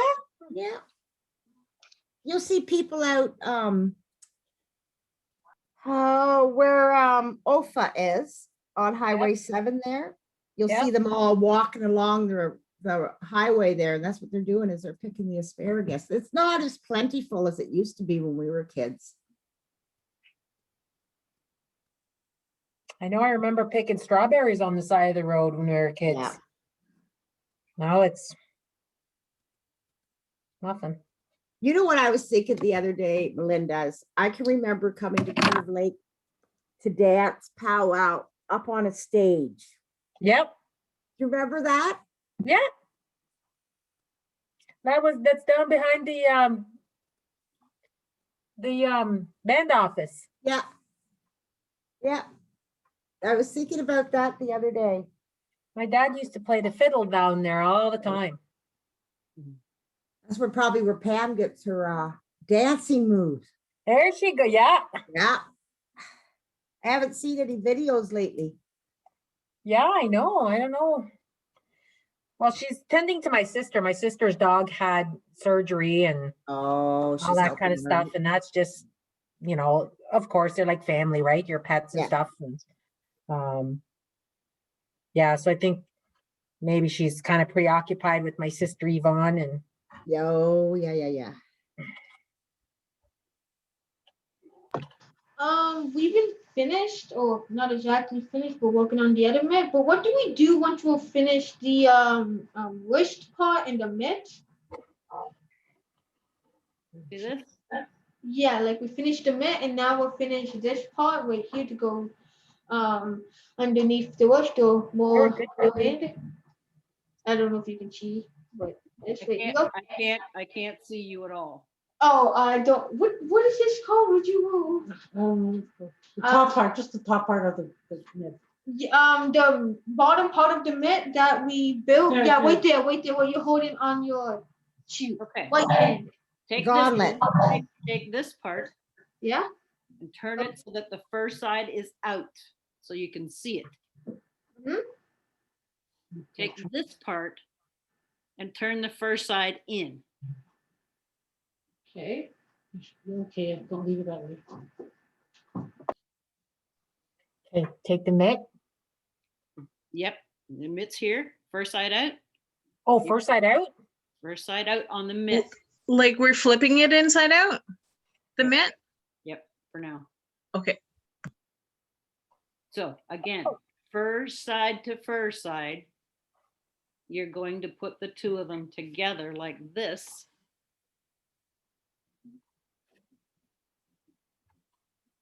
And you're going to sew along this whole edge so that when it opens up, I'm just kind of holding this rough because I haven't sewn it yet. There's going to be your gauntlet liner. Okay. Okay, So so let's try that. You've got 15 minutes. Hustle. Scan our website. Try to line up your side seams as best you can. Okay, so you said May you show us again? We got a little confused. Okay. First side out on the mitt part. Okay. This side is first side in. First on the side in. gauntlet- On the oh, gauntlet. first in. Okay. Okay, side in. you're going to take your mitt, stuff it in the big end of the gauntlet, like this. Pull it up here so your seams are lining up here. Okay. Okay. All right. No, Sure. Like that? I'm pretty sure you can't see. Where are you? I can't see you. Well, John, like that. No, Joan. Joan, it goes the other way. Oh. Makwa. Yeah? Wait, how do you know me? Shh. So that's why you. So, To show you again. Yes. yes, please. Okay, first side out. First side in. Side in. With the big part, The you're skirt. going to set that over top of the mitt. Like that. Ah. Slow me down. So then when you go like that, it'll be all one. Yes. Ah. You're going to sew around the edge. When it's all sewn, it'll be one long mitt. And then we flip it. Yep. Okay. Okay? Yep. Okay. Did you get it, John? I have no clue. Sorry. Yeah. This is So just. put it up like a skirt. You know how to You're stuffing Where it's going up to the skirt from the bottom to the top of the skirt. Yeah. The other way. The other way, Joan. What other way? The mitt has to Yes. be pointing down, the thumb, The thumb has to be pointing down. and then stick it up the skirt. I'll explain it. Giselle coming over. Is that Giselle talking to me? Yeah. Hold the gauntlet up Coming again. over. Joan, hold the gauntlet piece up again. Okay. Hold it, the gauntlet piece. Hold Hold the it gauntlet piece up. Yeah, hold it up and now turn it the wide side down like this, like a skirt, just like she said. Excellent. Good. Keep that there. Now take the mitt part and the cut end, shove the cut end up the skirt. So the cut end is going up to the belt of the skirt. Oh my God. There. Got her that time. And now let's all do a happy dance. Now you've got to line the side seams up. Ah, I thought you're talking about the gauntlet like a skirt was genius. I was like, oh, that's such a good way to describe it. For a minute, it kind of was like a who's on first, what's on second, though. That was pretty funny. Okay, so. Okay, these have to go right there.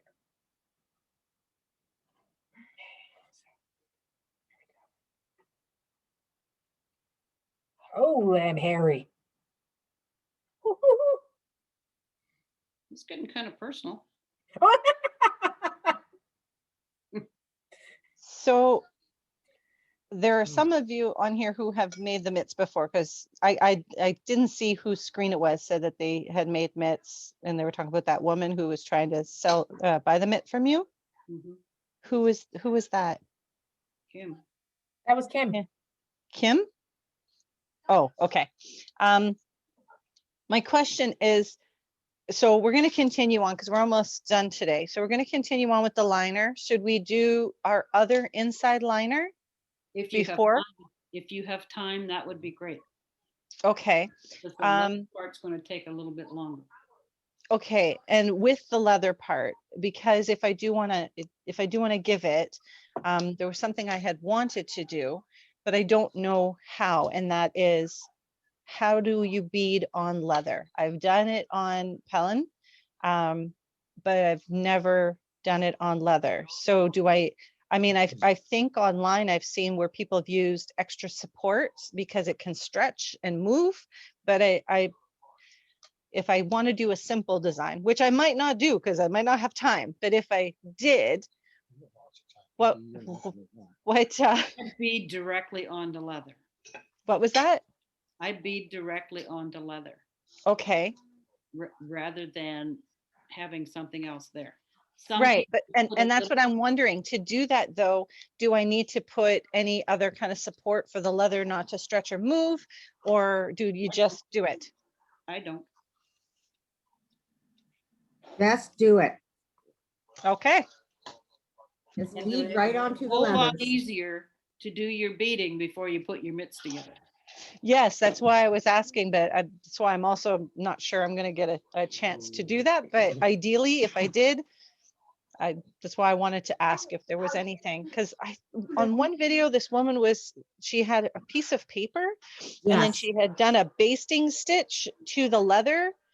And then she said she put, I think it was like a brown paper bag or something she said on the other side, because everything, it moves and it can stretch. And then she rips it away.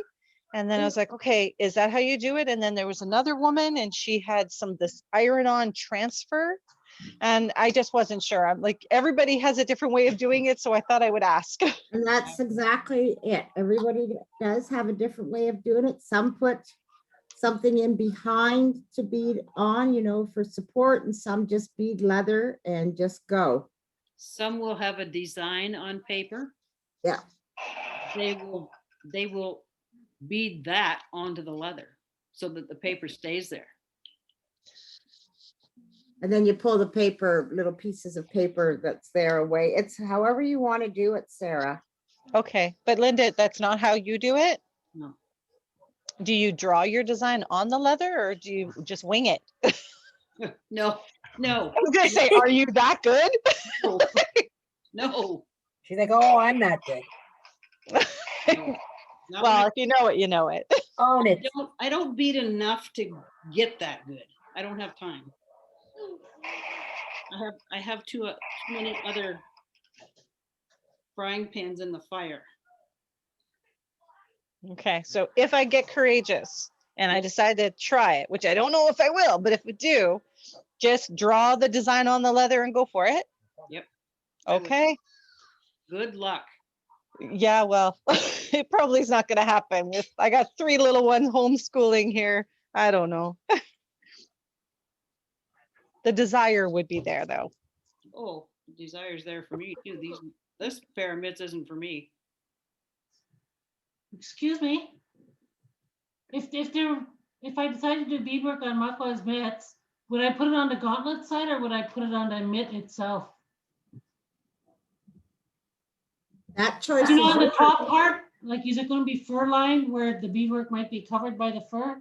No, the fur will not cover the leather. The leather is going to cover your fur. Okay. You want to bead your leather. Uh-huh. Bead the leather side out, like bead on top of the leather, not Okay. not on the rough side, not on the suede side. Okay. Because these were cut to use the leather side out. All righty. So ladies, for your homework, if you could get the other liner done by next week, that will save Linda time. Not saving me time. They're not my mitts. But then you can move on to the next stage. Yep. So if you can get your other liner done this week, that would be great. Please and thank you. And that saves time for next week. If you can't get it done, you're fired. Yep. Well, you might as well fire me all ahead of time. The question though about the fur, there was long pieces. So I assume that's trim that's going to be going on the mitt? On the leather, yes. On the leather. So is the trim going to go around the top of the gauntlet and along the bottom of the gauntlet? Yes. Yes. Okay. Because it was really long. So I thought maybe in 2 places. I just gave you lots. Good. No, but I was wanting to learn how you attach it in the middle of the gauntlet. So this is perfect. So if I do it, drop it a little bit because the design wouldn't want to be underneath any of the fur, right? Okay, good.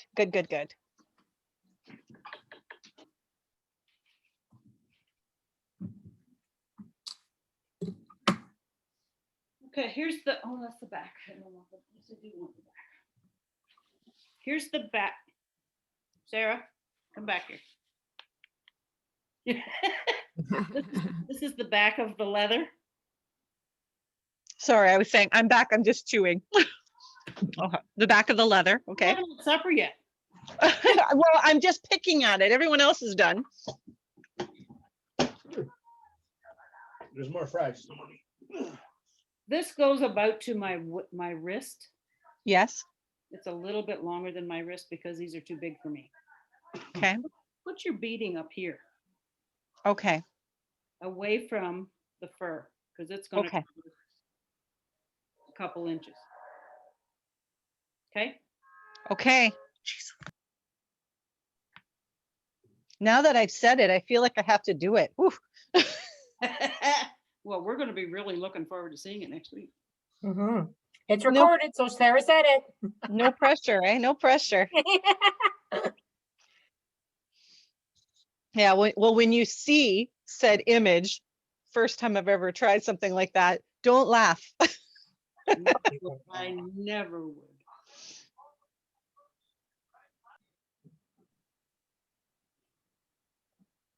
I never would. One of the little guys in this class from last week, he just turned 12 the day we had the class. And I think he had a few problems, and his grandmother was helping him. And he just thought he did the greatest. He was so happy and so excited. I couldn't say, don't do that, or this is wrong. He was happy with what he had done. It was awesome.